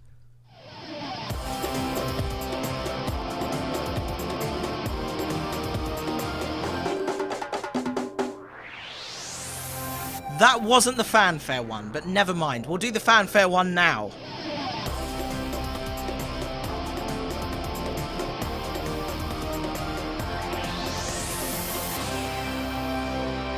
Yes! Fellow dunker, everybody. Speaking of dunking, the Tea Fairy's upped his game. He's bought me biscuits, but he's put cheese on them, so they're no good for dunking. Yeah, it's all good. Right, it's time now for some common sense advice on how to win an election. So, you want to run the country. Congratulations, there's a car alarm. A high percentage of the population already hates you for reasons that you don't quite understand. But don't worry, here's some common sense advice on how you can win an election. And I'm going to do this common sense advice with our special election night common sense advice music. Which is basically just the election night music, but never mind that. Number 1, use social media. Use of social media is really popular during elections. Tell your followers why you would be a great candidate. Get people to change their profile picture to a message to encourage their followers or friends to vote for you. And upload selfies of yourself on the campaign trail. Hold on. Hashtag winning. I'm never doing that again. You could also start a hashtag to get really down with the kids. See, I just did. Just don't say anything racist or sexist via a direct message, because Sod's Law dictates it will immediately show up in your public feed, completely destroying your political career forever. Number 2, make a film. It's increasingly common for political candidates to create a short film to show on BBC One just before the One show. Usually this will include some vague metaphors, some celebrities endorsing your party, some stock footage of twee little villages and lovely countryside, and of course lots of digs at the opposition parties. Yes, a short film is an absolute must, and nowadays you can get extra exposure of your film being shown and critiqued by the plebs on Gogglebox. It's a win-win. Number 3, take part in a televised debate. This is an event where all of the candidates get together to answer questions from the voters in front of a national audience. It's a great way to pick a fight with the other candidates and to sell yourself to the voters. Just make sure not to accidentally insult the audience while you're there, particularly if you're from the racist party, as the broadcaster will likely have handpicked a bunch of lefties who already hate you anyway. And left-wing bias is totally the reason they all hate you. Not at all because you're a completely unlikable human being with absolutely no redeeming features. Nope. Number 4, talk to voters. It may sound silly, but some candidates don't go out and talk to their voters. Think about who can vote and try to think of ways you can get them to vote for you. For instance, by promising that you will do something you know full well you can't do, but that sounds nice and inspiring. Of course, if that doesn't work, you can always pick on immigrants and gay people. That seems to work quite well too. Number 5, get your friends involved. Your friends can be an excellent network who will encourage their friends to vote for you as well. And if you happen to have particularly rich friends, then they can donate cash to your party to fund your election campaign. On a completely different note, you can then offer to give your friends an honour of some kind if you get into power. But it will have nothing to do with the cash they gave you earlier. Because giving out cash for honours is bad, and you already criticised the opposition for doing that.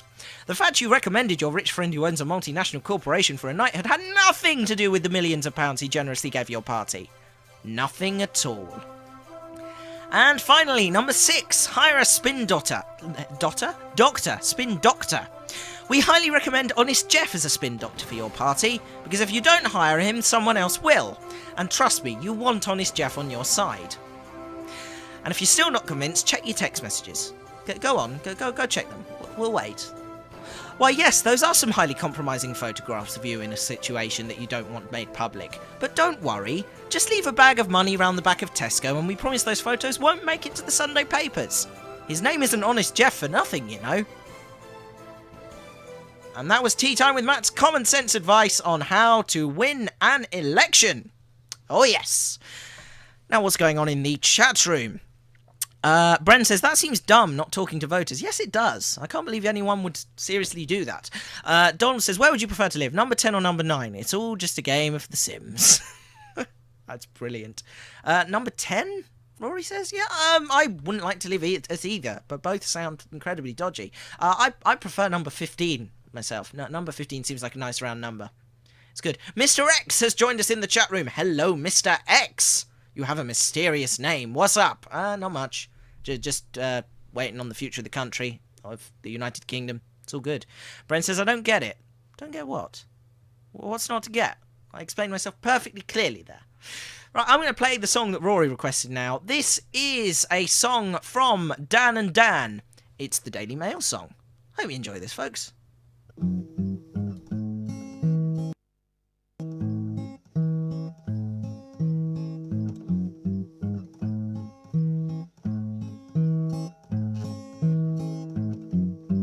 Royals on the first page, swine flu and road rage. Find Maddie, foreign baddie, put him in a big cage. Bureaucratic red tape, Facebook gang rape. Gordon out, Dave in before the country caves in. Ian Huntley gets his own jacuzzi and a gym in jail.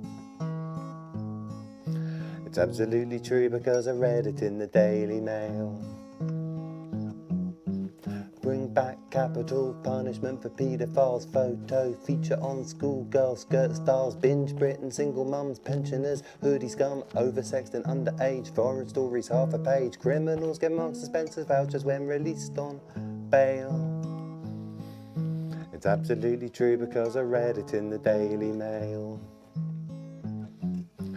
Ban this gay smut, I'm not racist, but car crime, knife crime, hang the cheating wife time. Pop stars take drugs, teen boys wear hoods, sports stars have sex, bear shit inwards. Brussels politicians want to stop us drinking English ale. It's absolutely true because I read it in the Daily Mail. Climate gate, petrol prices, potholes, credit crisis, gypsies, Russell Brand, time we all took a stand. Modern art, where to start, trashed a lot of it, apart from statuette, a puppy, 50 quid plus P&P, Muslim women hiding stolen goods behind their veil. It's absolutely true because I read it in the Daily Mail. Polls paid to give blood, immigration like a flood, soft touch, British Isles, cancer from your mobiles, cancer from your laptop, cancer from your root crop, cancer from your shoes, from your dog, from your pen top, immigrants arriving on an unprecedented scale. It's got to be the case if it's written in the Daily Mail. They never mince their words in the good old Daily Mail. It's absolutely true, because I gather all my views from the Daily Mail.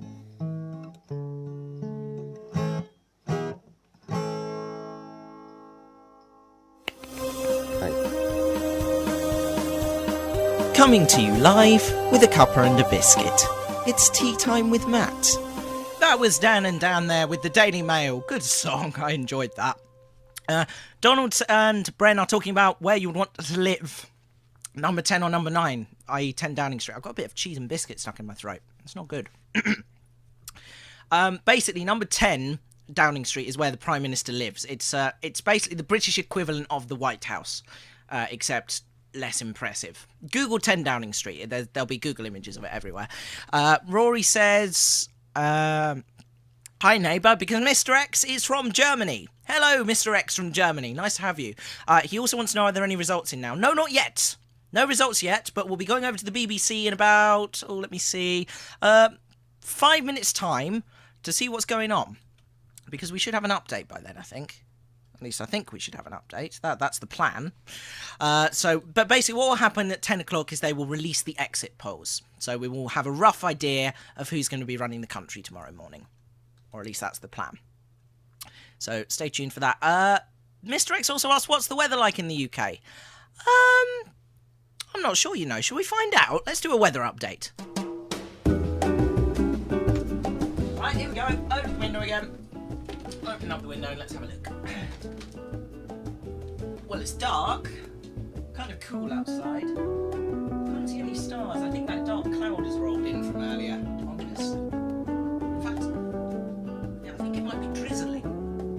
be some drizzle happening here.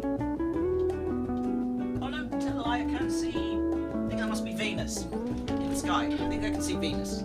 It's quite pleasant out, actually. Very pleasant. Let us know what the weather's doing where you live. In the chat room. Or, yeah, wherever. Just let us know in the chat room, really. I've left myself too much sound bed now, haven't I? That was foolish. Oh well. Never mind. You're listening to Tea Time with Matt, and that was the weather.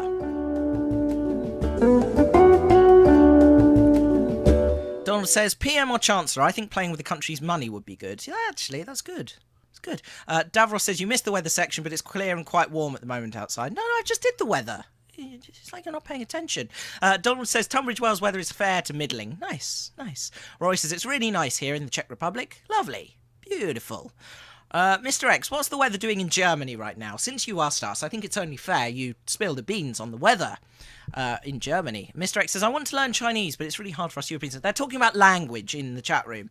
Roy says, Ich kann Deutsch in die I'm mutilating that completely. I'm not even going to try. I can't speak any other languages. I'd like to, but I don't have the... What's the word we use? The concentration. That's it. I don't have the concentration required to learn another language. Bren says, we are temperate in Idaho right now. Temperate. That's a good word, that. Temperate. Right, I'm going to play one more song, and then it will be time for us to link up with those lovely people at the BBC to find out what's going on with the exit polls. And we are going to head into a new age for Britain. Might be a dark one. Hopefully not. Really hope not. Here's Pink Floyd, and my favourite political song of all time, I think. It's Another Brick in the Wall. Enjoy.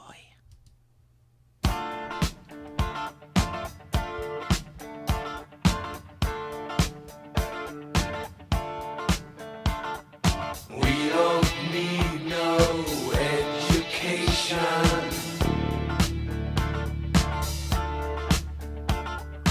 We don't need no thought control.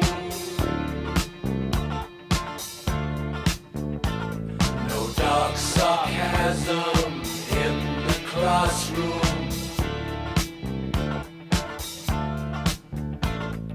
Teacher, leave them kids alone.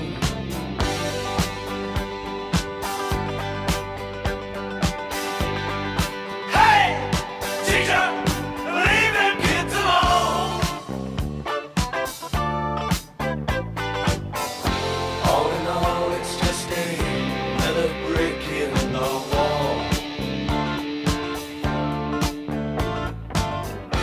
All in all, you're just another brick in the wall.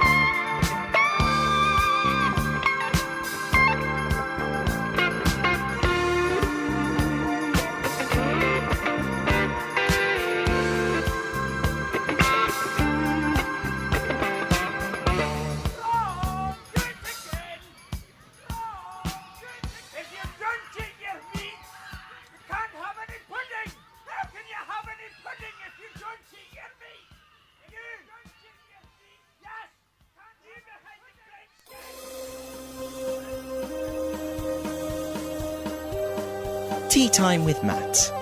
Because dunkers do it best. Indeed you do. Looking into the chat room, we're talking about languages. Bren would like to learn Japanese. Mr. X and Rory are talking about how once they started learning a language, initially it became a lot easier. I've just realised my camera's off. There we are. I'm back. Hello. Still here. We're going to join up with the BBC in a minute and find out what the exit polls say. Because it's nearly time. Let's have another look at our polling data one more time. And let's have the election night music as well.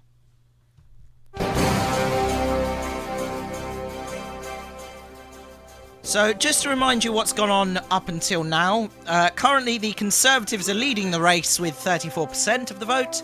The Labour Party has 33%, so they're just a percent behind, so it's very, very close. UKIP, that's the racist party, they currently have 13%. The Lib Dems have 8%, the Greens have 5%, and other parties, including Vote Dalek, have 7% of the vote. So, it's very close, and we're probably not going to be able to call it. It's nearly time to link up with the BBC, so I'm going to fade out that music now, because I can see in the corner of my eye that the BBC One logo is playing. So fade out the music, get rid of the polling data. Here we go. We're going live over to BBC One. We're not going to put video on for this bit because I don't think we need it, and it looks very jumpy. So we're just going to listen.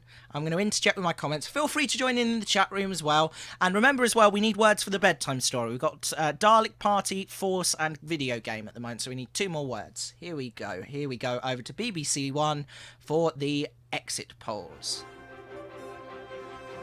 This music isn't as good as ours, but it's still okay. I quite like it. It's accompanied by a montage, mainly featuring St. Stephen's Tower and Big Ben. Here we are, and we're going up to Downing Street now. Oh no, back to St. Stephen's Tower. Downing Street again. St. Stephen's Tower again. Got the election graphic. And this will be David Dimbleby. Welcome to the BBC's Election Centre. 4 minutes from now, when Big Ben strikes 10, we can legally reveal the contents of this, our exit poll. Until then, our lips are sealed. Tantalising. This election must count as one of the most fascinating, unpredictable ever. Yeah, he's saying stuff about how unpredictable and exciting it was. It's quite dull, actually, when he says it. Cameron will return triumphant, or Ed Miliband succeed in driving him from number 10, or whether it'll be a hung parliament making us wait hours or days. Spoilers, it's going to be that last one. That's the key to the door. Jeremy Vine has taken up residence in his virtual world to explain it all. Welcome to Downing Street, to our virtual Downing Street. Tonight, we'll see how near the winner of this election can get to the very door of number 10. Now, these are the seats won last time. The Conservatives came first, but they didn't have enough to reach this line and govern. Conservatives had 307, Labour had 258. But if neither David Cameron nor Ed Miliband can command a majority on their own, is there going to be a place for the Liberal Democrats at the cabinet table, or for Nicola Sturgeon's SNP, or Nigel Farage and UKIP, or one of the other Absolutely Northern not. Ireland parties? 650 MPs to be elected, remember, 650 individual races in the constituencies to send an MP to the House of Commons. Every one of them vital to the outcome. And Emily Maitlis is going to be keeping an eye on all of them. Well, all that exit poll information is being loaded into our giant touchscreen as I speak. The results of talking to 20,000 people throughout the day just after they voted. In a few moments, I should be able to tell you... Just going to fade that out briefly for a moment. Polls close in 2 minutes and 25 seconds, according to the BBC countdown. Over 46 million of us who had the right to do so. And in a few moments, the ballot boxes are going to be rushed to the counting centres. We have a stellar cast at the key places. Sunderland is tipped to win the race to declare first. And Fiona Bruce is there. I'm in Sunderland, where with the help of these sixth formers and many more like them from 2 local schools, they hope to bring the first result of the night. They've got some nice young people in who are counting the ballots. They look like nice young people. They shouldn't be involved in politics. Go out and do things. Than they ever have before. They have a secret weapon up their sleeve to help them. They're aiming for 1040. Let's see if they can do it. And back here in the studio, up there above So us, 10:40 we will have the first results in. We're not going to be around for that, but we will be bringing you the exit he's going to polls. be joined by politicians throughout the night to discover why the election turned out as it did and what kind of government is likely to result. Yes, I'm up here in the gods to interview a procession of mere mortals and why they won, lost, or just managed to score draw. And perhaps most important of all, what are they going to do for an encore?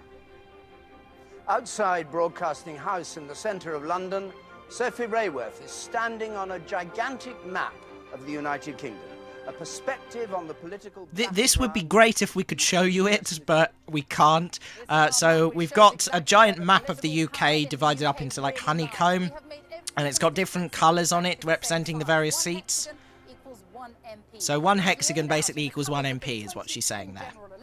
Shortly, we will take the whole thing up, and then as the results come in, we will relay it and see how much the power balance has shifted. Here, Laura Kunzberg. So currently the giant hexagonal United Kingdom is showing the current result, and as the evening progresses it will change to show the actual results of the election today. Day after day, illuminates 22 seconds. Nick Robinson. So we better get started. Can feel the tension building. We're about to find out the exit polls. Here we go. Big Ben strikes 10. Remember, this is an exit poll, very carefully calculated, not necessarily on the nail. But here it is, 10 o'clock. And we are saying the Conservatives are the largest party. And here are the figures which we have. Quite remarkable, this exit poll. The Conservatives on 316. That's up 9 since the last election in 2010. Ed Miliband for Labour, 77 behind him at 239, down 19 from the last election. And the other parties, the Liberal Democrats and the Scottish National Party. Look at the Scottish National Party. 58 for Nicola Sturgeon. That's every seat but one in Scotland taken by the SNP. Nick Clegg for the Liberal Democrats on 10. That's down 47 from the last election. UKIP we're saying on 2. Treat that with caution because it's a new entry in a sense in this game. It's difficult to work out in places where UKIP hasn't stood before what it'll be like, but that's what we're saying at the moment. 2 for UKIP. So that's the remarkable scene that our exit poll is revealing. We shall discover when the first results start coming in. And we're going to leave the BBC coverage there to talk about what we've just heard. Sensational story. Nick. What we've heard there, essentially, is that the Conservatives have gained 9 seats, or will gain 9 seats. As we say, these are exit polls. This is not the actual result. This is just the data that's been collected from a survey of 20,000 people. So based on how those people voted, the Conservatives are set to gain 9 seats. Labour are set to lose 19, which is surprising because there's been a lot of anti-Labour feeling. Sorry, a lot of anti-Conservative feeling, rather, my apologies, across the whole country. So they're set to lose 19, which is surprising. The Lib Dems, the biggest loss, with losing 47 seats, although, again, not surprising, because, as I said, a lot of people blame the Liberal Democrats for what happened in Parliament during the coalition. So, yeah, Davros says, I feel sorry for Nick Clegg. Yeah, I feel very sorry for Nick Clegg as well. That's an awful result, if true. Hopefully not necessarily the case. Hopefully they won't do so bad, but these are normally pretty accurate. The SNP, the big surprise of the night, they've won all but one, they may win all but one seat in Scotland. If this polling data is correct, they'll have taken the whole of Scotland, which will set the political landscape quite high. We could be potentially looking at, in fact, let me get a calculator going here, because I'm not sure whether the SNP and Labour together could form a coalition from that. Currently, UKIP set to win 2 seats, not exactly the massive rise to power they were predicting. And the Greens apparently are also going to gain 2 seats as well, according to the BBC feed. I've still got that going in the background, but I'm not playing you the sound. So Conservatives set to gain 2 seats. Let's do the maths here. Labour are predicted to end the night with 239 seats. So if we add that to the SNP's predicted 58, 297, that is still not enough to beat the Conservatives. So even with the SNP, a Labour SNP coalition would still not have a majority. So that's one thing the Conservatives were really worried about, and that if this polling data is correct, that's not going to happen now. I'm kind of gutted for the Liberal Democrats, though. 47 seats.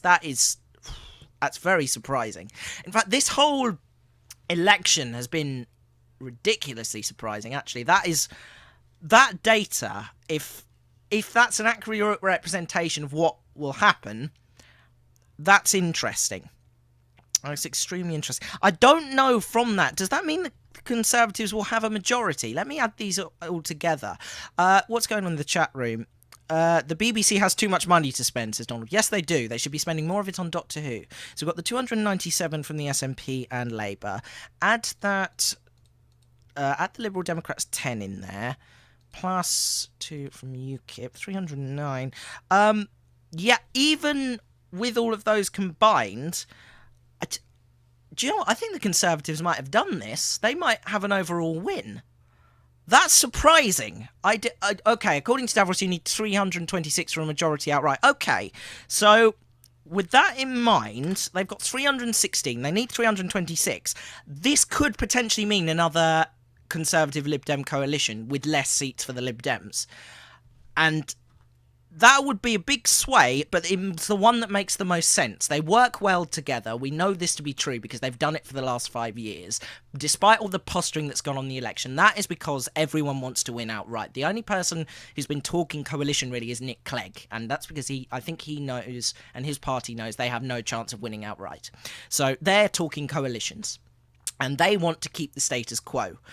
And from the looks of it, if you add up the numbers... that's what we're going to end up with, because you need a 326 majority. Current predictions are Conservatives 316 seats, Liberal Democrats 10. That's your 326 for the majority.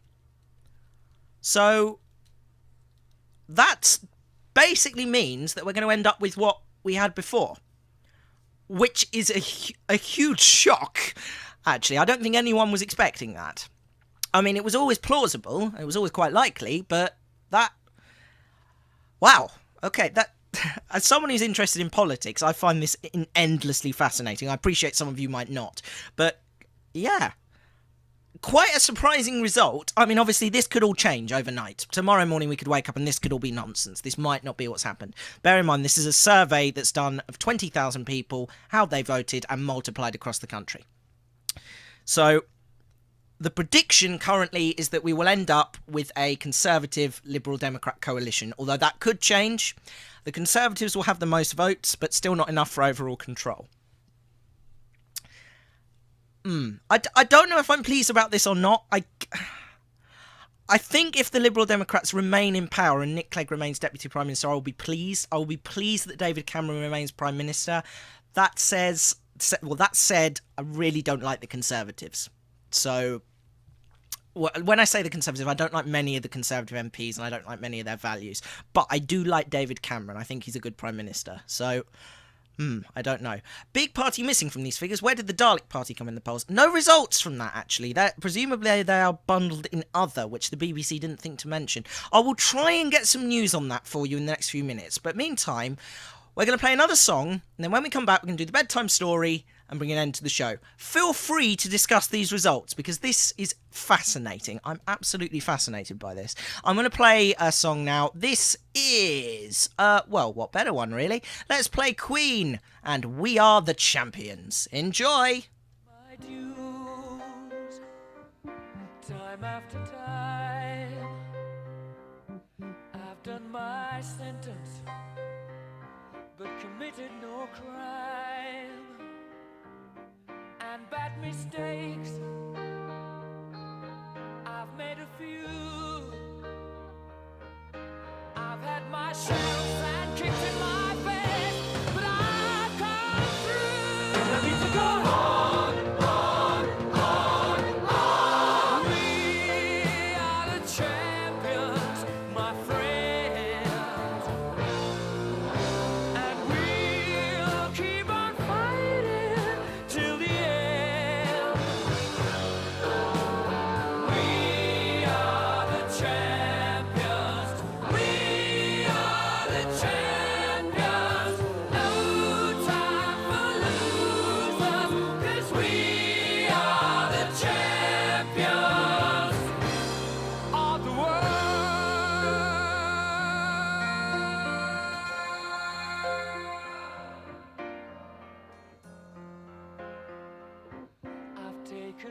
bows in my curtain calls. You brought me fame and fortune and everything that goes with it. I thank you all, but it's been no bed of roses, no pleasure cruise. I consider it a challenge before the whole human race, and I ain't gonna lose.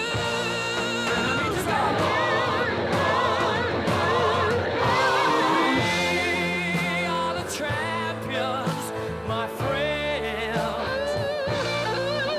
and we'll keep on fighting till the end. We are the champions. We are the champions. No time for losers, 'cause we are the champions of the world. The champions, my friends. And we'll keep on fighting till the end. Oh, we are the champions. We are the champions. No time for losers, 'cause we are the champions.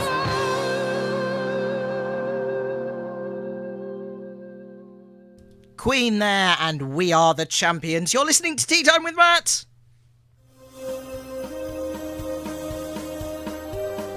Tea Time with Matt.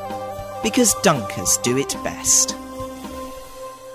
So, I'm still shocked actually by those exit polls. I mean, even though bear in mind this is just polling data. This is not by any means a definitive result. But if this is accurate, and it usually is, even with the losses the Lib Dems have had, we're going to end up with pretty much the same government we had this time last month when Parliament was dissolved. When you think about the amount of criticism that the Conservative Liberal Democrat coalition has come in for over the last 5 years, and how many people say they utterly hate the Conservatives and loathe the Liberal Democrats. I mean, the big surprise for me is the fact that the Conservatives have gained so much. They've really... The Liberal Democrats have really taken a beating, but the Conservatives seem to have come out on top. Every party out of the big three has... Well, Labour and the Liberal Democrats have both made big, big losses, if this polling data is correct, and the Conservatives have gained. That doesn't make any sense to me. That's huge. A lot of it will be down to spin. A lot of it will be down to fear of the SNP, which apparently was well-founded, because if they've taken every seat in Scotland, that is massive. That is a massive, massive loss, particularly for Labour, because much of Scotland was seen as Labour safe seats. So if they have really seriously taken all but one seat in Scotland, that's really going to shake up the politics of the country. I know I joked about the SNP earlier, saying that they hate the English, and to an extent that is true, but that's really going to change the political landscape. We could be looking at another referendum on Scottish independence in a few years, very easily, and they would get it. I think a lot of this is down to the fact they lost that referendum. So, it's going to be an interesting night, certainly, and it's going to be an interesting few months to see how this develops. I'm excited. What's going on in the chat room? Lots of people want to know what the Dalek Party's done. I still don't have any data on that at the moment. Presumably there are people working on the statistics for that. They come under other, so presumably they've not won very much, but from the little glance I got on the BBC polling data, it looks quite respectable for other, actually. I wonder if they're all Dalek seats. I don't know, we'll find out. Donald says, most interesting to see whether the polls were a waste of money. Watch this space. Come 8:15 tomorrow, there may be a Dalek Prime Minister. Not Danny, though. Oh, dear. Let's see. Brent says, then again, I wouldn't even know how to contact a Dalek if I wanted to. Oh, no, sorry. Time Lord if I wanted to. There we are. Okay. It's the chat room always gets very random around this time of night, I find. So I think we should wrap this up, get you guys to bed. because you need to go to sleep now. It's been a late night for you. We've run over by our normal 15 minutes. So let's do the bedtime story and get you guys to sleep. And it'll be lovely. Right then. So for the bedtime story, we have 5 words. We have Dalek Party, which I'm going to count as 1 word. I'm in a good mood. Force. Video game. Quisadella, I think that's how you say that. And tea time. So, this one's going to be quite difficult. I'm going to see how this goes. Here we go. This is Tea Time with Matt's election-themed bedtime story.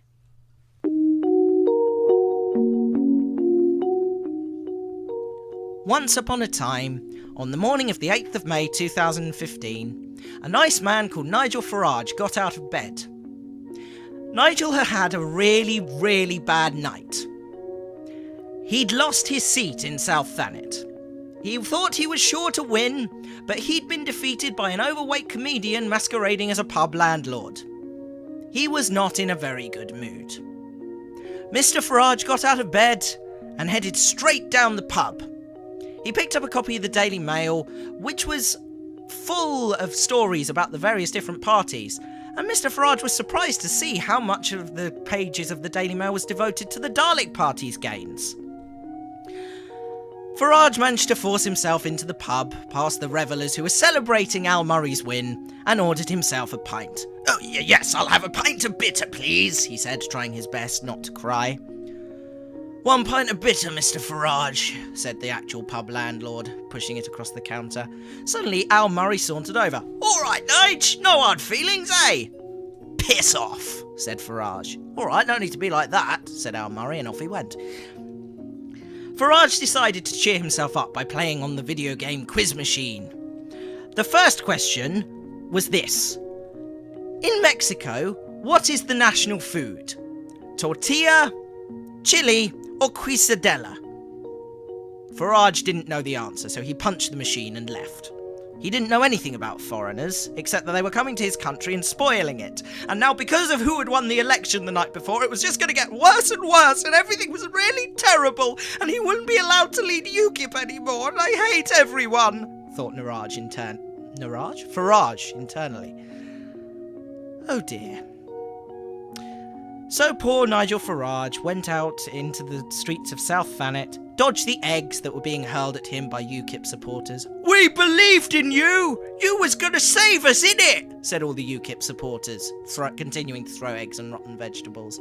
"It's not my fault," said Nigel Farage. I lost, not enough of you turned out to vote." "Yeah, well, we was busy, innit? We were watching Channel 4 because E4 was turned off and we had to watch Come Down With Me and all that intelligent stuff, innit?" said the UKIP voters. "Well, that's not really my problem," said Nigel. "You should have gone out and voted." Yeah, well, it's still your fault, innit?" said all the UKIP voters. Farage fled South Thanet and made his way to the BBC. "It's all your fault, you know," he said. "If you hadn't brought all your left-wing bias and got all the audiences to hate me, I would have won." No, it's nothing to do with that," said the Director General of the BBC. You're pretty much just unlikable, and everybody hates you." "Really?" said Nigel Farage. "Yes," said the Director General of the BBC. "Oh," said Nigel Farage. "Would you like a job?" asked the Director General of the BBC. "What job could I possibly have?" said Nigel Farage. "Well, we need a new monster for a tea time show we're doing that's a spin-off from Doctor Who." "No," said Nigel Farage. "Oh, okay," said the Director General of the BBC and had a good think. "There's a job on Top Gear up for grabs if you fancy it. We need an overweight person who drinks beer and is racist." "Yes, all right," said Nigel Farage, and went on to present Top Gear, which absolutely flopped. And everybody hated it. The end! There we are, folks. That was Tea Time with Matt's bedtime story. That was good. I enjoyed that. Oh, dear. So, what's going on in the chat room? Brent says, I think it's quesadilla, like that Mexican food. I don't know. Quesadilla? Yeah, I can't pronounce that word. I'm sorry. No. I did include that in there, but it was very... yeah, it wasn't very tangible. That much I do know. Donald says, never thought I would be interested in politics in the media. I enjoyed Tea Time with Matt. Yay! Good for you, Donald. I'm glad you enjoyed it. Thank you all for joining me. I've actually really enjoyed this show. Boring politics aside, it's been a lot of fun, and boring politics included, it's been interesting. I'm excited to see what will happen overnight. I'm going to stay up and watch a bit of the coverage on the BBC after this, see what's happened. It's going to be an interesting evening. So, from me, from the bottom of my heart, thank you for joining in the show tonight, and thank you for joining in for the whole series. It's been a great series of Tea Time with Matt. I know technically the series finale was last Wednesday, but, why not? This is technically the end of the series. 8 fantastic episodes. We're going to be back sort of around the autumn-winter time. Don't know when that will be yet. And I'd like to announce as well that at some point I will be doing a 24-hour live broadcast raising money for Mind, the charity. You remember I had that rant earlier about mental health. Mind do some absolutely amazing work for people with mental health issues, and I would really like to do something to raise money for them. So I'm going to do a 24-hour broadcast at some point. I don't know when yet, because it's going to need a lot of planning and such, but I will announce that on the Facebook page and probably on the YouTube page as well. So if you haven't already, go like the Facebook page, facebook.com/Tea Time with Matt, and also go and check out my YouTube page, which is youtube.com/Mattaf Productions, MATTAF Productions, all one word. Rory says, okay then, awesome, gonna miss you a lot. Aw. Thank you, guys. Like I say, I will try and... I'm going to try and do the 24-hour broadcast before the next series, so watch this space. I will announce something. But in the meantime, I will keep uploading videos to YouTube. I'm still going to be around. Everything's going to be grand. It's going to be amazing. We're gonna have a little bit of a break, and then we're going to come back. We're going to do some more amazing shows. And I'd like to try and do Tea Time with Matt more than once a year now, because the format works. I know it works. I just need a bit of a breather to come up with some new ideas, because to keep it fresh, I need new material. It's going to be good. So, bye-bye, everyone, and I will see you next series. Before we go, hold on. So I'm just... That's interesting. Okay. Let's just write this down. I'm getting told in my ear that a party has declared victory.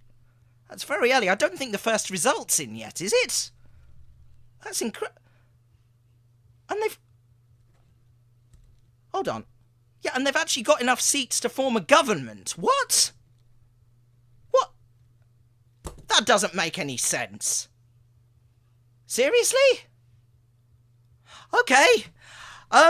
Ladies and gentlemen, I'm pleased to announce the result of the 2015 general election. Our new government is now formed of the